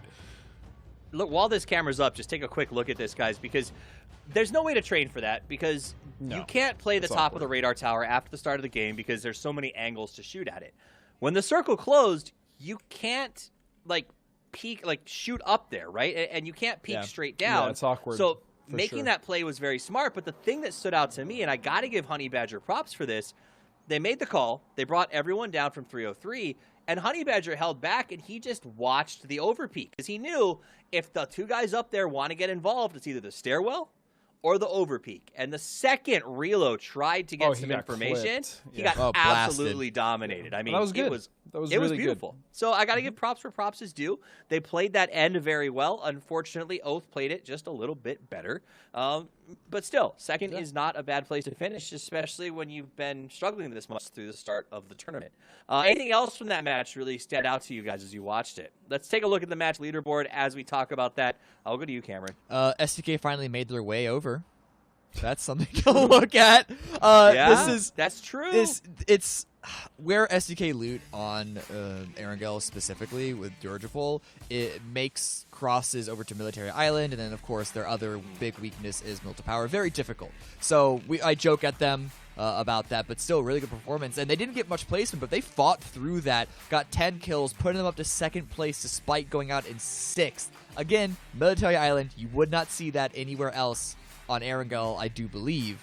But either way, at this point, we have to be waiting for the 4th Erangel, Millie Circle in a row. The problem for them though is that Oath Cammy still got 20 points, so they still maintain the lead. You know what I mean? They did well, I agree, but it's just Oath is really trying to cling on to that at least second place, which it seems like they might. We'll see. I mean, they have just one game left. I mean, to shoot to kills position. They're looking for kills. That's great.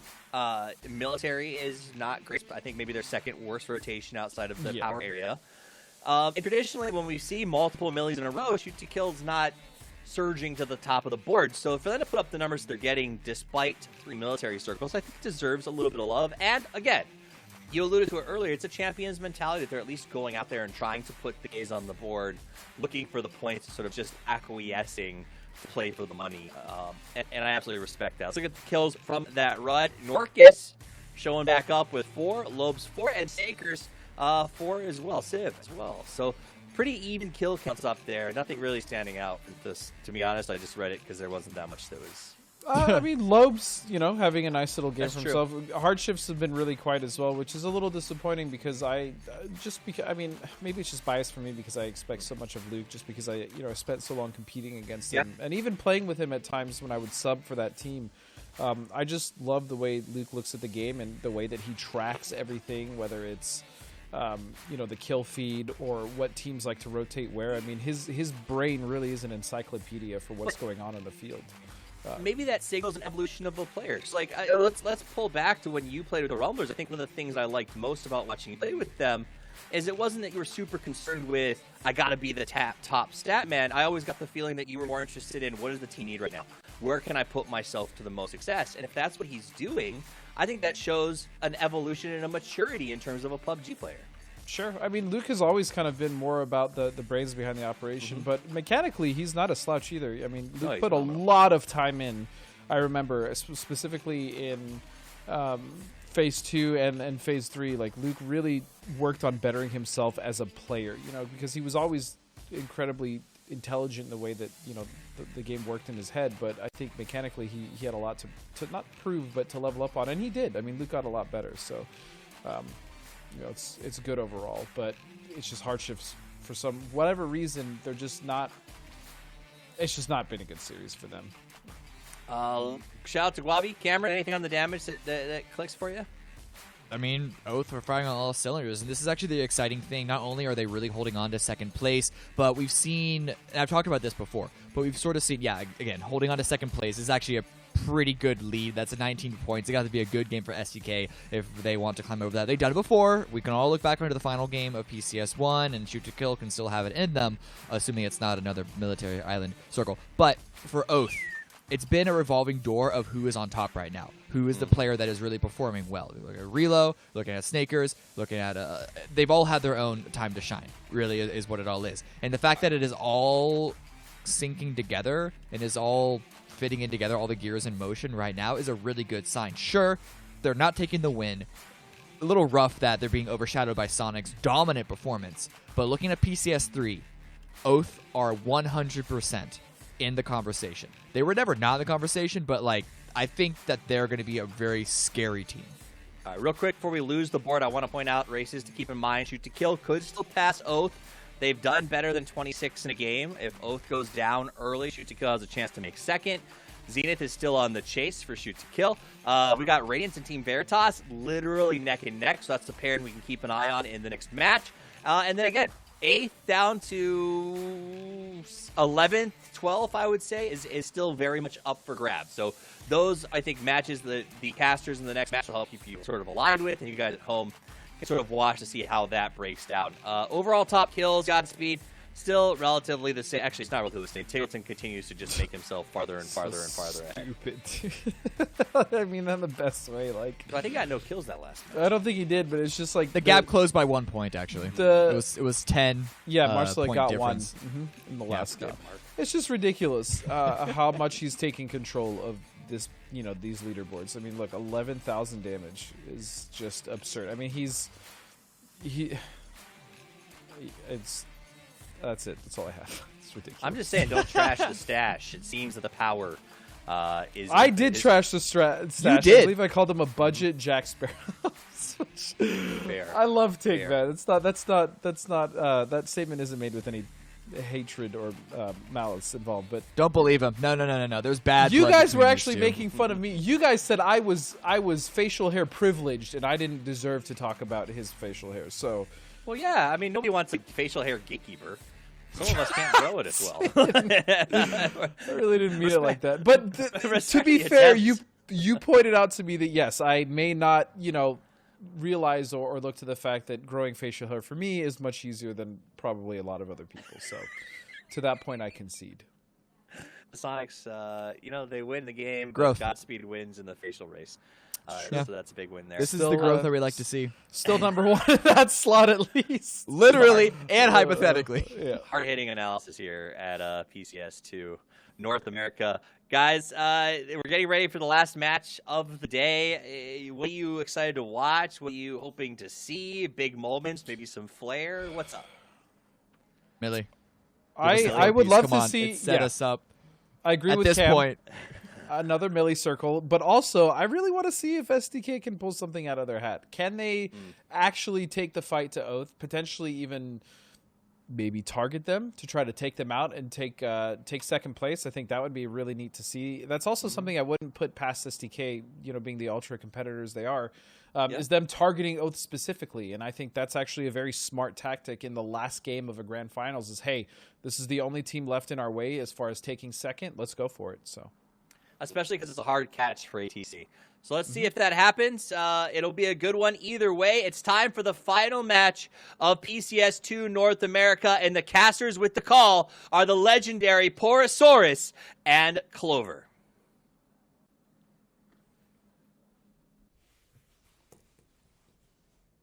Let's go. I'm excited. Millie, game 4, Millie? Are we vying for this? I feel like because we won it, it's not going to happen now. I think it's going to happen. It just feels like the day, man. It feels like a day for 4 military circles, rather. There's still a lot of things on the leaderboard we're going to keep an eye on. Obviously, I think it goes without question that Sonics are going to be your PCS2 Grand Champions. But that being said, they mentioned Shoot to Kill, maybe doing a hot drop on Oath. It's within reason, right? Because you look at the leaderboard, they have a good enough lead onto Zenith, who's in 4th, that they don't. If things don't go that well, they don't have to necessarily worry too much about Zenith coming back and taking their spot from them. So if you want to get that second place money, now's the time to go and try to do it. Yeah, and I think, a thing on that as well, Zenith has been up in the late game every match today. We look at game 1, Zenith versus Sonics, game 2, 303 at Zenith. The match we just came out of, even Zenith was up there to the end, Mystery vaulting out of that window in the C block, unfortunately falling to Oath. That said, that's definitely a team that you need to worry about. They took a huge leap in points on the leaderboard today. Another team as well, Radiance, right now, who's climbed their way up to 6th place, who I believe started out in double digits earlier today. And so it's been kind of a bit of a shuffle. And I think that, like we say, ignore Sonics at the top of the leaderboard. Let's see who's playing for 3rd place, because that's still quite a bit of money on the line for these teams. Absolutely. And you got to credit where credit's due. Obviously, a lot of this having to do with the fact that we've gotten 3 military circles, but nobody has had a bigger come up to today than 303 Esports. Starting off the day in 15th, they are now in 9th. That has earned them an additional 4K and an additional 2% to go along with what they had already had. So they're up to a nice little chunk of change picked up due to circle favor. I got to be honest, though, this plane not looking like it's going to give us a military clover. No. Does that mean I can now hope for an Everest circle? It's like my next favorite indeed. toxic circle is when we get to have Everest. Not even if it finishes on Everest, right? But having Everest in play through the early to mid game can oftentimes be a really big game changer, and that's usually something that we see Shoot to Kill take quite a bit of advantage of. That said, given the flight paths that we've had today, we're not seeing Shoot to Kill go for the Georgia Pole loot spot. Instead, dropping right on top of Oath. Yeah, and to be honest, they've done what they needed to do, but this is SDK hot dropping Oath right here. This is as close as you're going to see. SDK going into logging camp right there. They're coming up over the top of Oath. Okay, there we go. We get our circle. Maybe some Stalber, maybe. Looking more like a Yaz Fieldy kind of thing. But I think Oath saw those parachutes up there in logging camp, and I think if they're smart, they should figure out what's going on here. Yeah, and really, right with that circle that has popped, Oath is just barely pushed out of the edge here, and Shoot to Kill is in a really great place to capitalize on them as they exit this position here in Milta Power. And then just to the north of that, you've got Zenith, right, in the Prison Lepavka kind of split. And so you've got 2 teams that are really out for your blood, really 3 teams out for each other's blood, all in one area here on the very last match of the Grand Finals. Love to see it. I'm excited about it. I'm really pumped to see what SDK decides to do with this, and how they decide to try to approach this fight with Oath. Meanwhile, you see Comets. They have pretty much the entire south coast to themselves. They're free and clear. Where are they sitting right now? Comets currently in 15th place. They could potentially catch up to Illusion in 14th and earn themselves a little bit of extra money. We'll have to see what Illusion does. Illusion hanging out in Primorsk, as we've kind of grown accustomed to seeing them over there. But there's a cutoff between 14th and 15th of 1,000 and a half a percentage of all of the PCS stuff sales. And once again, thank you guys so much for contributing to that prize pool. I know these guys are really, really excited about it, and love to see all the votes going in their direction. So again, thank you guys so much for doing it and doing the PCS pick'ems. And hopefully you guys have had fun with it. Hopefully it's made it more enjoyable to watch. Yeah, and I think as well, even for us, just to get to see the level of interaction that PUBG has really brought esports in game, not just with the pick'ems, but with the esports tab, guys. If these are things that you like, make sure tell PUBG on social media, go onto Twitter at them, let them know, because that is going to continue this trend as we move forward into PCS3 later this year, and there will be more opportunities, of course, to PCS3 for ways to support your teams with the pick'ems. That said, obviously, there can only be one winner. Pretty sure at this point it's Sonics, but Poro, there were some head-to-head matches that were also up that I think statistically we think might be locked in. Yeah, pretty much all our head-to-heads, I believe, are squared away at this point. I'm still keeping. We're watching Zenith make moves right now. They're going to run into ATC a little bit, but they're going to be okay. I'm still keeping my eyes on STK just in case. Oath has been kind of pushed into a corner right now in Built to Power main. So I feel like Oath knows something's going on, and they're actually starting to trade a few shots back and forth here as we check in on Liberate. A lot of teams collapsing towards the center of this circle. Liberate, where are they sitting? I'll get back to you on that. I'll let you know. Liberate down in 13th place, so kind of below Fabled. That was a bit of a surprise. Liberate came out so strong in the group stages. They had these really just so much growth, especially from Guapi, Icetech. There really wasn't, I guess I can say, anybody in Liberate that didn't pull their weight, but unfortunately, when we kind of moved to the Grand Finals, a couple of teams, I think, just swept the rug out from under them very early on. I'm not sure how, but it just seems like Liberate hasn't really been able to recover from that. There we go. We see Civ holding the shipping crates location. He's got some support up on the hill, the rest of STK, but you can see Oath. I mean, they're pinned right now. They're just on the edge of circle here. I mean, the Oath is playing this very, very smartly, given the information that they got. So, got to definitely give props to them for reading the situation and knowing that this was a possibility. And on top of that, just reading the book there and seeing what's going on, and not letting STK sneak one away from them. Yeah, I mean, we saw Relo send it ahead, kind of scout out and learn very quickly of where STK is positioned, and that's going to now allow Oath to regroup, take their vehicles, and take a very wide, far rotation away from shoot to kill, and look for another point into the zone. The south is actually very far open, and so at very least, it's going to give Oath a little bit more time to survive onto this. That said, now looking ahead at Zenith, ATC had actually sent too early on to start to crash. They were able to regroup, restructure over here at J Compound, but now, these are two other teams right now that are chasing 4th, 5th, just behind the STK Oath, and really Zenith isn't that far behind STK, so if any one of these 4 teams has a good match, in fact, even Radiance, right? Radiance is only at 102. If we see Radiance put down another double-digit kill match and a chicken dinner, there's really a possibility for any one of these teams that could maybe take it for second. Well, I say take it for second place. Yeah, and you can also see Radiance currently tied with Veritas in overall points. So they definitely don't want to lose any position here. Would, I'm sure, love to gain some, as we I think the difference between 6th and 5th is a pretty good chunk of change. So we'll have to keep an eye on all of this as we make our way forward. STK, meanwhile, do they got somebody in their compound? Or am I seeing it things? Sure looks like it, doesn't it? Looks like, nope, never mind. That was just a phantom body, guys. Ignore that. Love to see it. All right. It's good. Spooky. A little spooky time for you there. But STK getting a nice position here in this early circle, just off to the east, or west, rather, of Lipovka.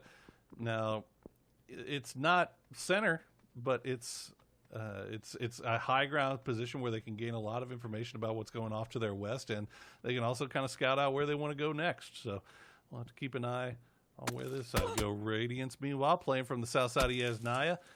This is one of those boring circles, Clover, where everybody has somewhere to go. Everything's playable. Everybody kind of knows where it's going to go in the future. So not seeing a whole lot of early combat as a result. You can see 64 still alive on the board at 8 minutes. Yeah, and, you know, I think, too, especially after having 3 milli-circles in a row, to have a boring start's a little bit of a welcome reprieve for some of these players. That said, I mean, you still got a lot of teams set up in really nice positions, and it's going to be where this Phase 2 circle takes a hard shift if we're going to see it kind of go North Yaz, South Yaz, maybe even a hard shift towards Raz, and what that could do for some of these teams and their positioning and transitioning. Radiance landed in a really fantastic position here in Yasnaya. They're in the center. They do got some nice high ground for the buildings there to the south of town, but, you know... Stalwart hard shift. Let's go. Oh. Here it There comes. you go. The circle is just about to move. We'll see. Oh, not Stalver. Unfortunate. I mean, it's still an interesting circle, though, because you still have that north side of the lake, the north side of the river, that's still playable, but it's a decision. Do you think that it's going to cut down to the Yasnaya fields? I think most of these teams are probably going to think, yeah. So, you know, not a lot of real estate to be found in that area, so these guys are going to have to get on the move pretty quickly.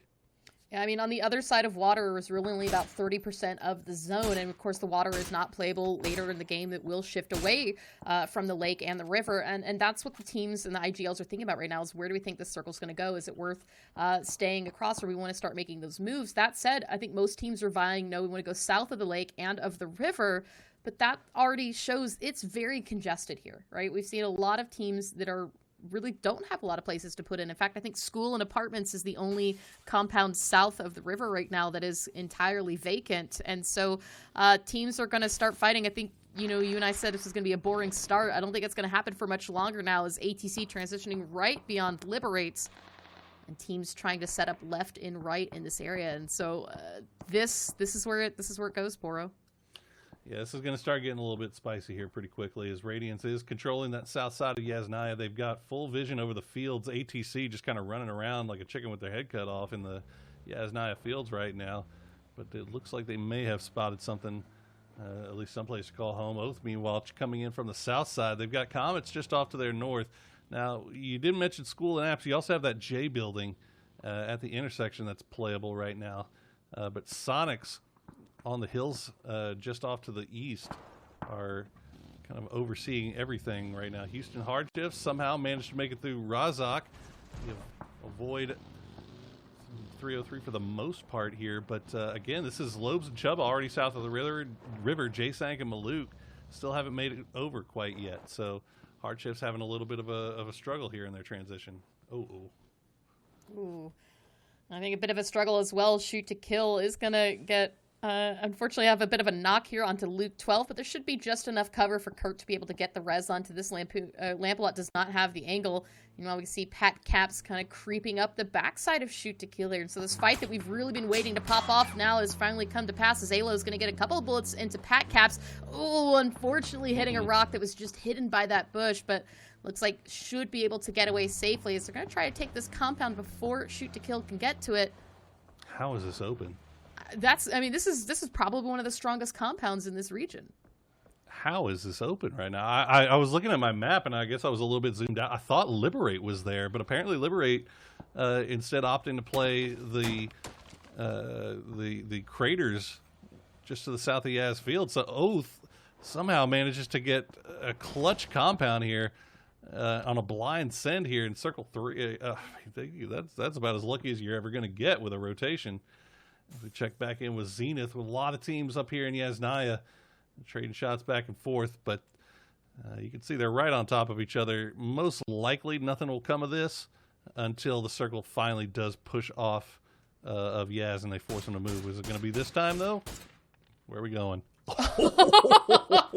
What? All right. Okay. I mean, you know what, Porsock? This was 30% of the circle. The likelihood of the circle shifting in this direction was very, very slim, to the point where even you and I wrote off it was going to the south. And I think, as you can see right now, everybody immediately migrating out to the north. Illusion actually in the best position, as they were the farthest north, trying to buy out for those compounds. Look at this. I mean, now you got people running over left and right. Win getting the flush onto Victor. Unfortunately, Comet's losing one in that transition. This is wild. I think this is where your seat swappers are going to really start to shine. Well, Win already picked one out. Let's see if they can get another one. Shrimzy, not to be outdone. Tig trying to do the same thing. Shrimzy, I think, maybe committing a little bit more than Tig was wanting to. As Dietrich's actually hanging behind the Destructible.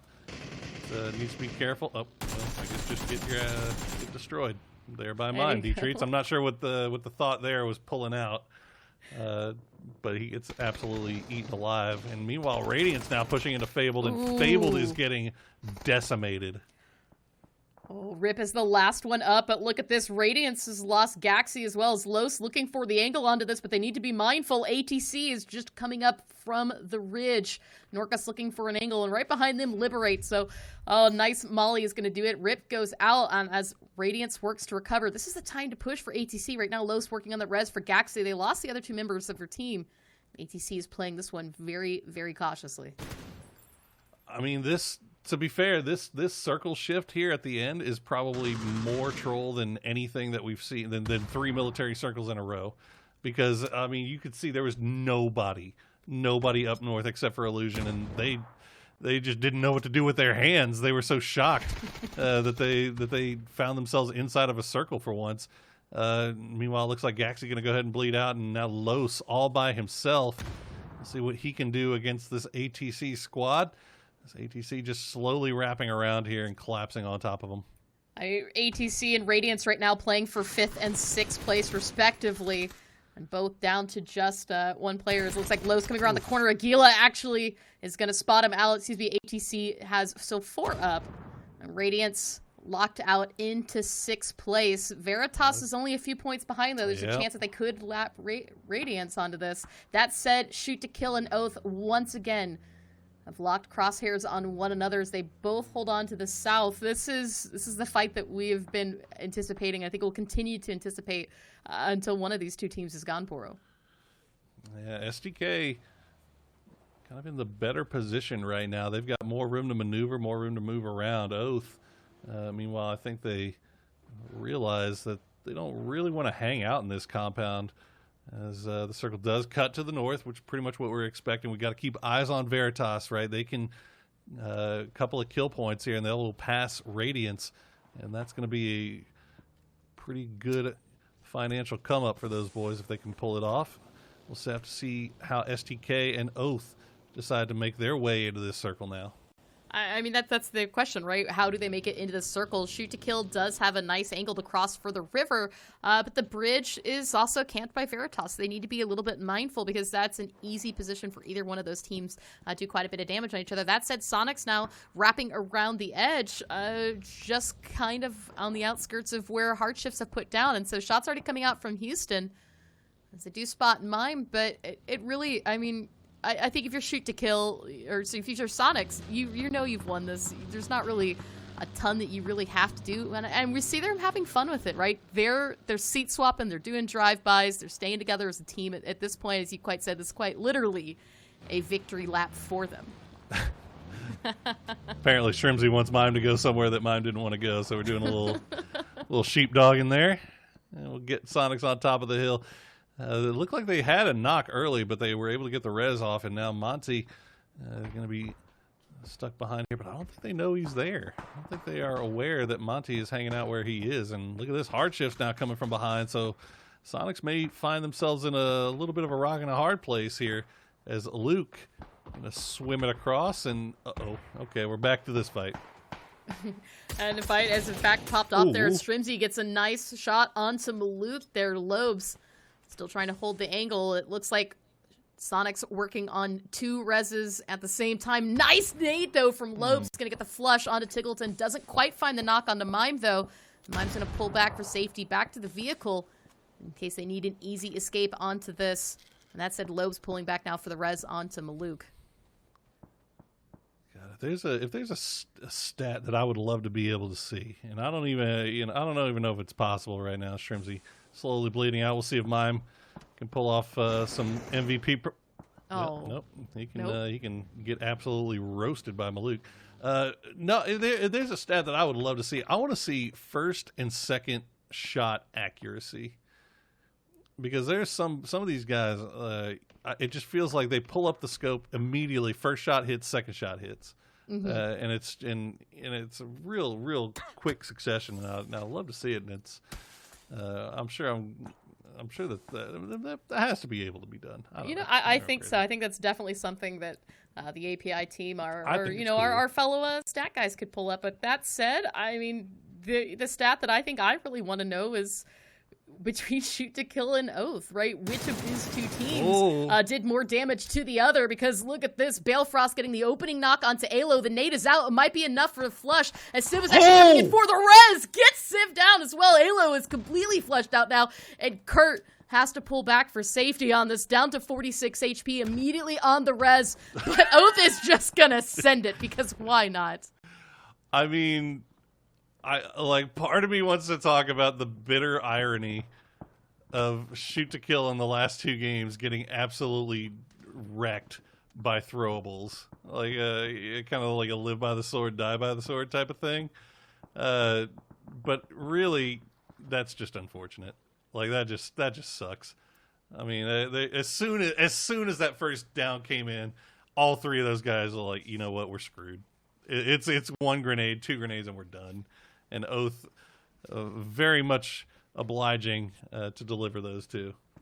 And another thing, I guess, really, in all of this work that Oath just did to try to get that last knock, they didn't even get it. Norcus from ATC actually, from afar, took out Kurt. And now you still have Luke 12, who did manage to swim across earlier. So STK has one up, but Oath, once again, needing to work their way into the zone. And there's just, with this circle, I mean, look how out in the open it is, Poro. We've just got a little bit of some dips, a lot of trees, and not much of anything else, as we see team after team right now fighting out on top of each other. Crawfresh looking for an angle here onto Duel. Maji is actually get the knock and flush onto Danny G. Two players down for Carnage. Smokes are starting to come out as they look for the reses. Phase 5 is here, though. Blue's closing in. There's not much time for this. They need to act now if they're looking to get that res. It looks like Zregrod and Crawfish are pulling up. They want to keep Carnage 4-man strong, and Zenith coming in the backside of Duel might be giving him just enough breather, but Liberate actually has side on this, getting Zregrod down to 6 HP. Finds the knock, and Guabi finishes out. Meanwhile, Zenith gets the final player of Duel, and they're eliminated into 12. Whew.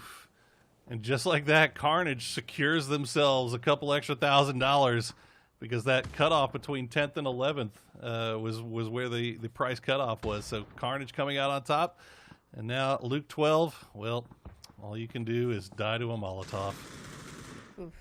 You hate to see it, but you know what? Kudos there to Oath. They've managed to push themselves into second place now with 201 current points for right now. Still plenty of time for them to make that a little bit larger and keep the gap large enough for Zenith to not catch up. I mean, Zenith at 168, it's going to be a bit of a top. And I think that's a victory spray from Snakers to say, hey, man, second place. Oh, okay, because you know what? Why not? Why is that? I mean, look, I guess job done. The only thing that they had to really accomplish in this was getting rid of STK and making sure that they finished in second. So I guess that's going to be it for Oath. Sure, why not? All right, cool. Zenith and ATC now. We'll have to keep an eye on as Zenith getting a little bit of shots placed down onto them by CG. We'll see if Zenith can hold on long enough to maybe make a run or keep ATC from overwhelming them. I lost my live update here, but Veritas also in a position where they can take over Radiance and earn themselves some more money as well. Yeah, I mean, this is really a fantastic position for a lot of these squads you said that are up for money. Carnage is actually just a few points out from another placement leap. And so there we go. The live leaderboard, 303 is only 1 point ahead of them. But Zenith, unfortunately, struggling here just in a bit. And a nice nade thrown by Adam is going to lock them out into 4th place. ATC 3 points behind. There's an opportunity for them to now climb back up to 3rd place, maybe, or 4th place, maybe even take 3rd from shoot to kill. But Illusion right now sitting on 7 points.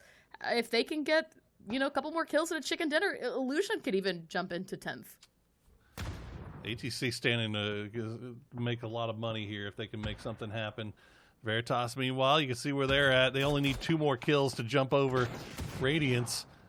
But Hardship's making that real difficult for him right now as Maluk barely gets away. And that's a nice grenade, though, as Sharpshot goes down. Pentalol just holding the line right now as the rest of Houston Hardships looks like they're going to get in vehicles and try to reposition the grenades, the explosions everywhere. And now oh no, Maluk gets shot out by ATC. Oh, and unfortunately it goes. Pentalol actually falls there. Hardships and ATC both capitalizing on this fight as ATC now sitting with 8 kills. And we see shots out towards Hardships as Melon is out for blood. Looking at the minimap, all the teams so close together. There isn't really a single point of safety. ATC has created some hard cover there with some blown out vehicles, and that's providing them a little bit of safety from the teams out to the south. As the teams to the north, they need to be careful because as this fight finishes up between Illusion and Carnage, that could spell a little bit of trouble for ATC in the future. So Illusion right now as well trying to hold this angle, and meanwhile Voxic kind of chilling off on his own. Well, that's good news though for 303 because you can see they are just holding on by their fingertips to that 9th place position while Carnage is down to 2 and they're on the very far edge here. If Illusion can wipe them out, then 303 would have completed their move all the way from 15th to 9th. We'll see how they can hold on to that. Meanwhile, ATC still making moves. They're 1 point away from hopping over Zenith and getting themselves a nice little come up there. The come ups at the top of the leaderboard are a lot nicer than the ones towards the bottom for sure. But if ATC can make something happen here, they can earn themselves a nice chunk of money here in the last game. I mean, there's really an opportunity for all these teams to make a bit of a leap. Even Hardships, if they can get a chicken dinner, that will throw them ahead of Veritas. And so that's why this final match still matters for all of the teams. And the circle is going to shift right onto ATC.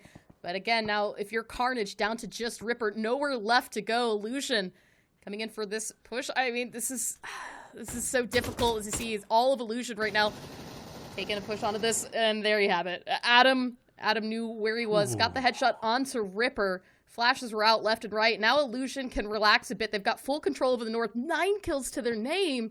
We've talked about this. If Illusion can walk in with a chicken dinner and rack up a couple of kills, that's double-digit points for them and should be more than enough to leap over 303. It's huge. They've already jumped up one prize bracket. Let's see if they can keep going. Meanwhile, 303 staying alive. Hardships, as you said, in a good position. But ATC, look at this. Marcelic already has 2 kills, too. If Marcelic can actually do some more damage, he might be able to overtake something for Tiggleton. I'm not sure. I have to go back and check. No, never mind. No, Tiggleton's got that. Oh, Chubba. Oh, Viking Funeral. Oh. I mean, you love to see it, you hate to see it, but Molly's out in full force right now. ATC still 4 strong with 11 left alive, 3 teams.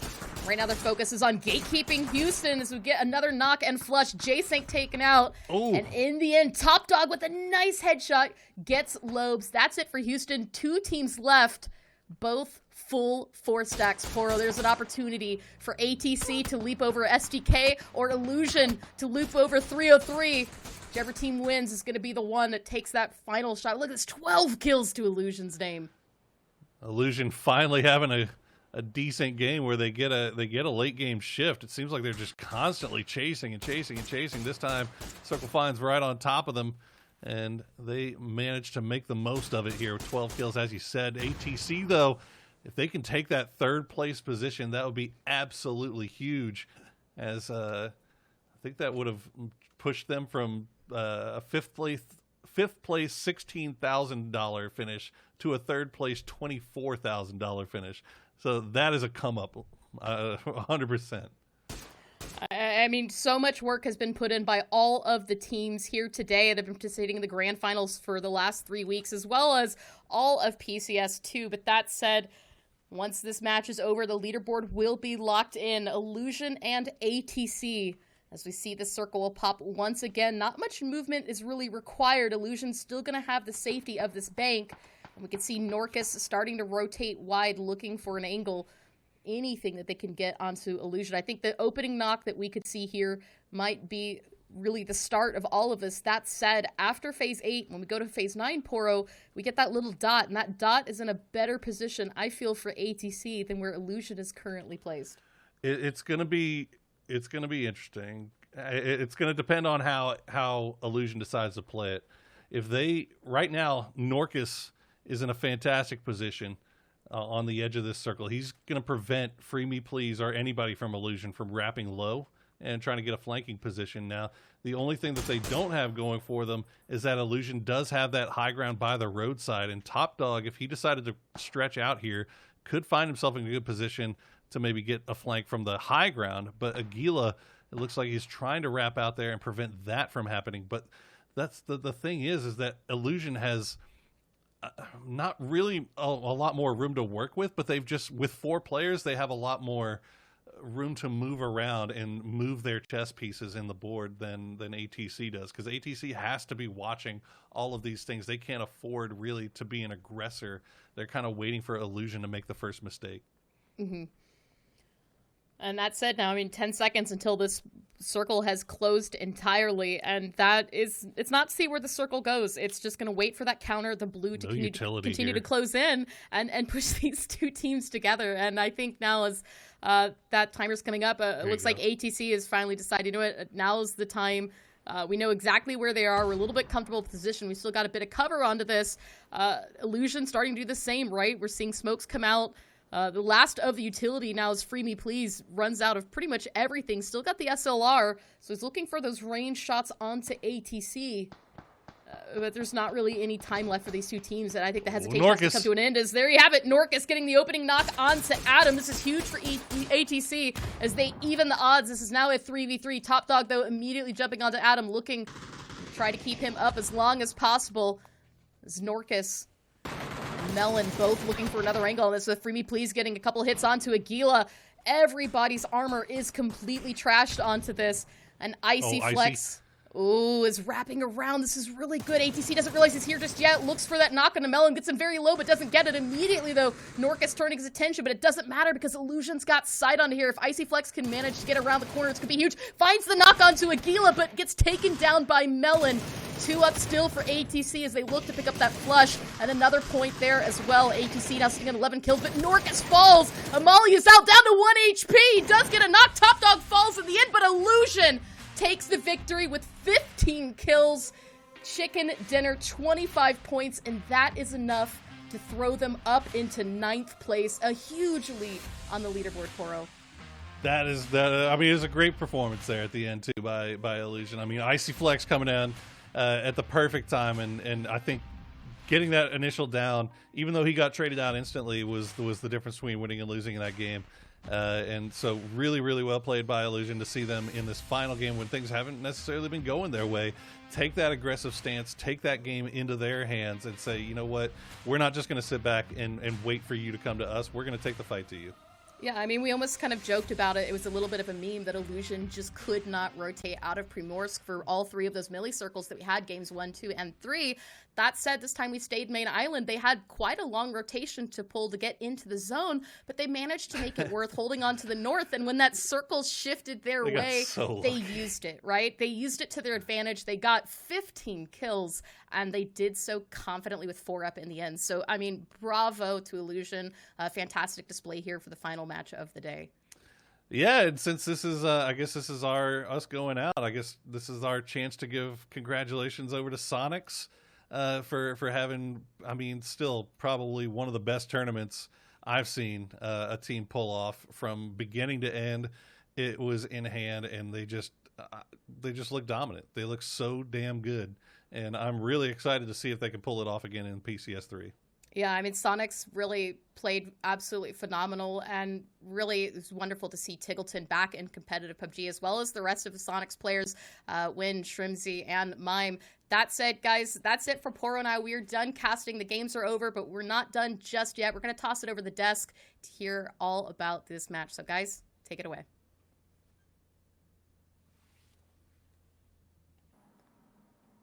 Welcome back to the Afterglow. My name's Tavies. I'm joined by Cameron and Godspeed as we talk about what just happened.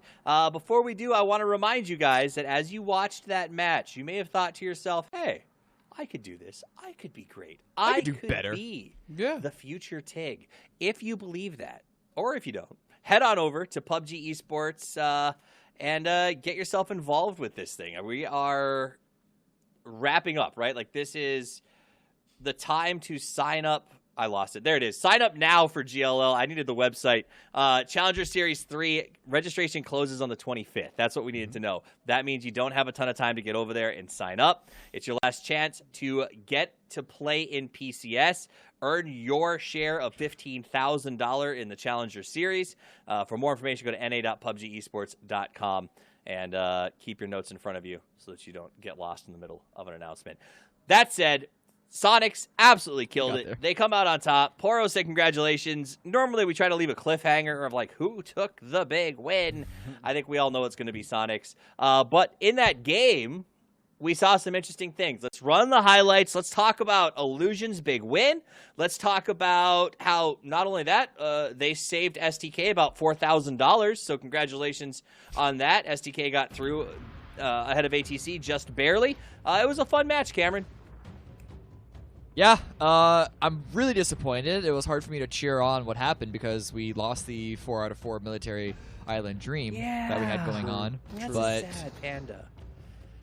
Yeah. Well, either way, but it was still a very entertaining game, despite the shadow of like, Sonic's ruining this whole thing.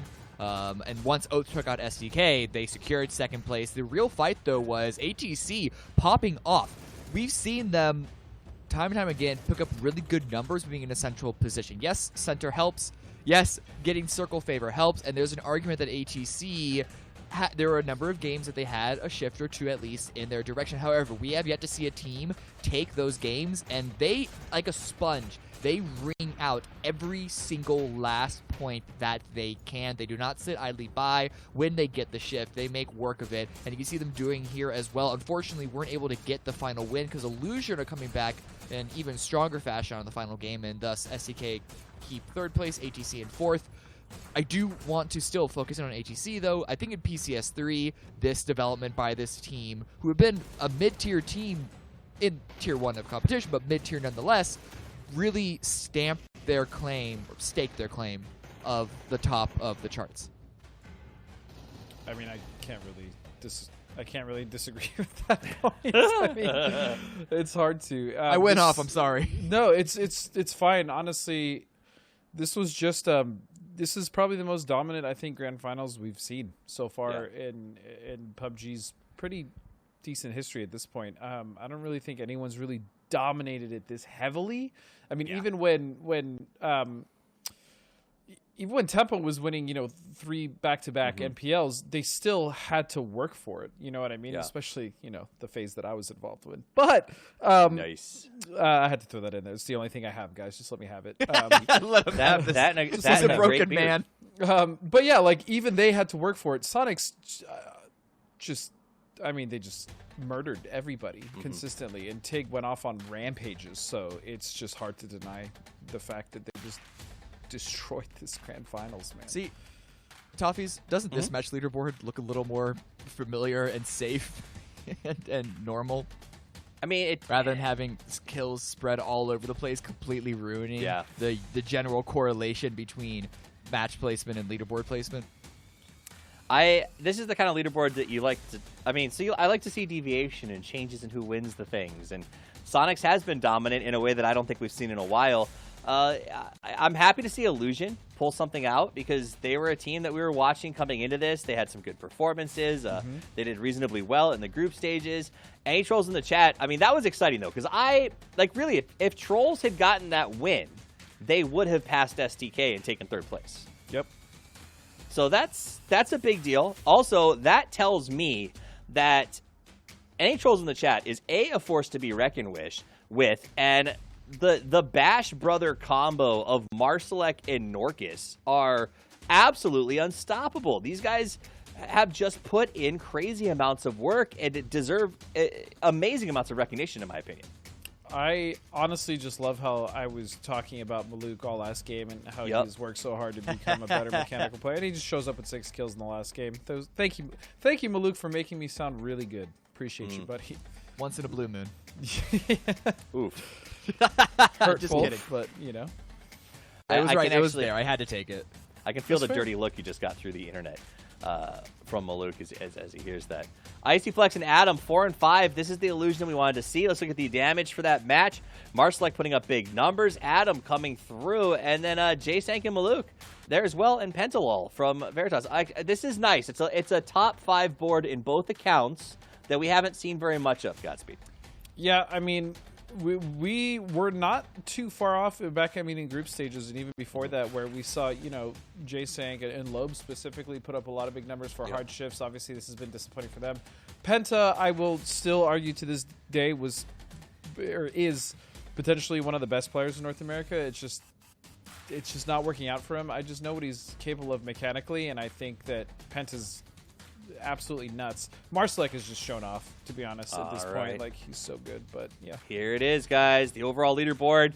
As if you didn't know, Sonics take home the big victory. The big victory. Why are we here today? Victory, sweet victory. Sonics 265, 8 chicken dinners. Awesome job by them. I mean, guys, we played. How many matches did we play? Somebody help me with my math. 24? 24. 8 of the wins went Quick to maths, Sonics. quick That maths. is wild. Oath comes out in third. second place with 201. Oh, yes. Say thank you for the math. Shoot to Kill gets third place.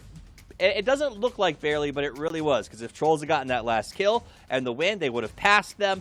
Zenith in 5th. Radiance gets up to 6th. Thank goodness, guys. I guess it's almost 7th, but at the end of the day, at least it's on the left side of the leaderboard. Veritas 7th. Hardships 8th. And going down from there, a big climber, 303 Esports, gentlemen. They started today in a rougher spot, and they've definitely managed to put up a good statement. Yeah, Illusion too, actually. Both teams coming up from the bottom 4-ish position with good wins on both of them. 303, a good secondary game as well to solidify themselves at the top. A little, sort of a consolidation prize, really, because they're still on the right side. It's not going to change their money that much, and it's also probably not going to remove the bitter taste of the overall tournament too much, but hopefully it's going to give them confidence going into PCS3. All right, top kills. This is the final tally. Taggleton gets 54, Marsalek 49, Los HD, or Losh D, as his hip-hop name. And then Hwin and Shrimzy. I will say this. Taggleton has gotten so much love, Godspeed, that Hwim, Shrimzy, and Primetime Mime Time have sort of been left in the dust in terms of conversation, but not in terms of performance. They have been the stalwart posts of this team.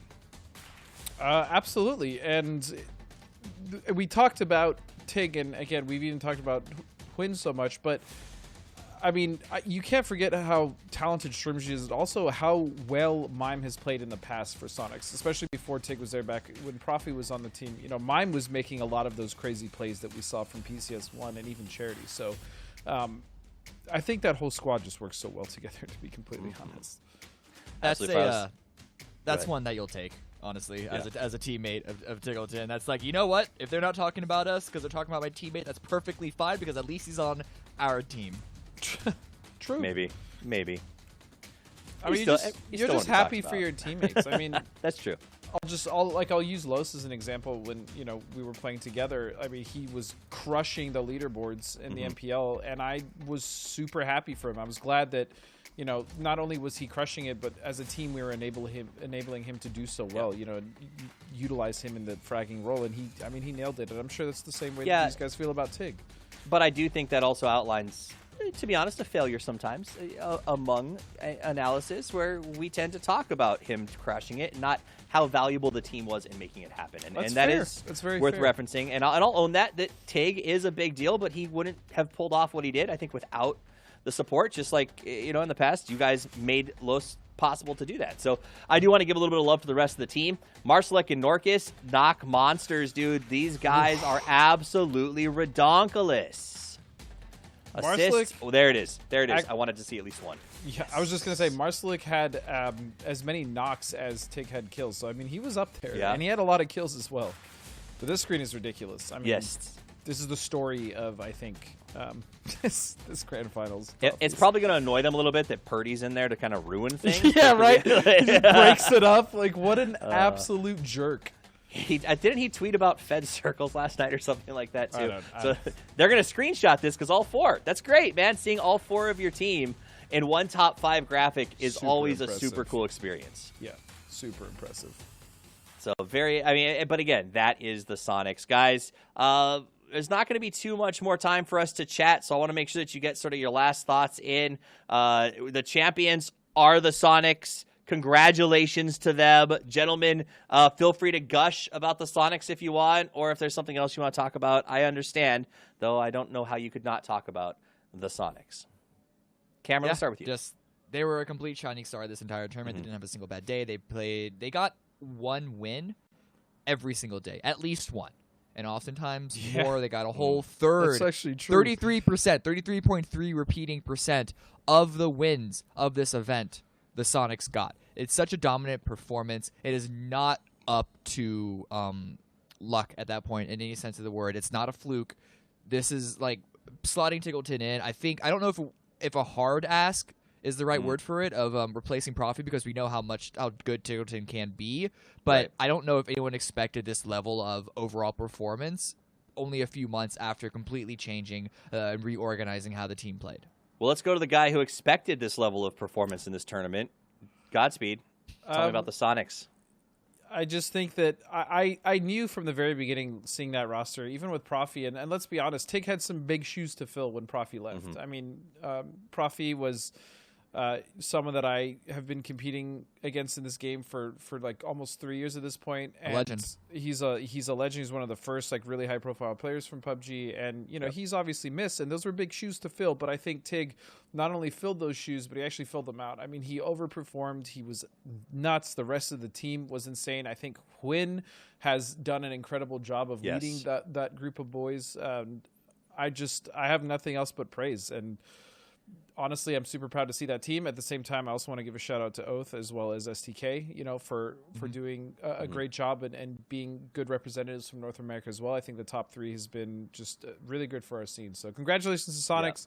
For the teams that didn't do as well, there's always next time. Just keep grinding. I think the top 3 has given me a little bit of extra hope for the future of sort of international play. Everybody put their hearts out there and played their souls out. Shrimsy and Primetime, Mime Time also really filling their roles very well, and I think being comfortable with the fact that maybe they didn't get to have as many highlights in this tournament, but really supported the team.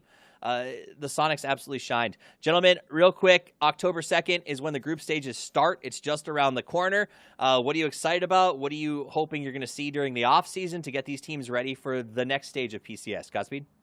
Let's see if Oath can win one. And we have a trifecta of 3 different teams winning PCS. Who's going to be the best? That would be the coolest thing leading up to PCS3 and even afterwards. So let's see what the top 3 teams can do. Yeah, I think when you look at the top level, there are a couple of teams that are in the mid to low level that you could argue that a roster change is necessary. I think when you look at the top level, top 5, top 6 even, that a roster change isn't required at all. I hope that we don't get it's sort of a trope of North American esports where the minute something goes not perfect, they're going to swap someone out, and it's just a constant rotating thing. We've seen it's slowed down a little bit in PUBG, I will admit, but I hope that doesn't happen, especially for the top 5 teams here. Yep. We'll see what happens and where everyone lands. That's the end of PUBG for us here in North America, but it's not the end of PCS2 for everyone. So let's pull up the schedule real quick so that you guys can see what is left to play starting tomorrow, or depending on your time zone, starting today. You can watch APAC as well as EU PUBG. APAC will be kicking off at 3 a.m. PDT. So that is actually not that far away, depending on how long you like to sleep. So make sure you tune in for that one. EU shortly thereafter should be another good one. In fact, I'm going to stop by the EU desk, I think, for a little while just to talk about what happened here today. So if you guys can't get enough toffees, stop by. It'll be a lot of fun. But definitely make sure you are watching those. Also, guys, it is a very big deal for us if you go over and check out PUBG Esports on TikTok at PUBG.esports.official. That's the site that you're going to use to go check it out. Tag hashtag esports for all and hashtag PCS2 North America on your PUBG TikTok content, and you could get featured on our next broadcast. Pretty cool. And finally, Season 8 is out now. Hashtag live to survive. It's the best place to go when you finished watching PUBG. It's best to use the skills that you just got to see. Can you be the next big TIG? It all starts with one drop. So go ahead and get involved right now. Thanks, guys, for watching. From myself, from Cameron, from Godspeed, Poro, Matchum, Clover, and Hypoc, we appreciate you spending your time with us. We'll see you back here on October 2nd for group stages of PCS3. And until we do, play more PUBG. Have a good night.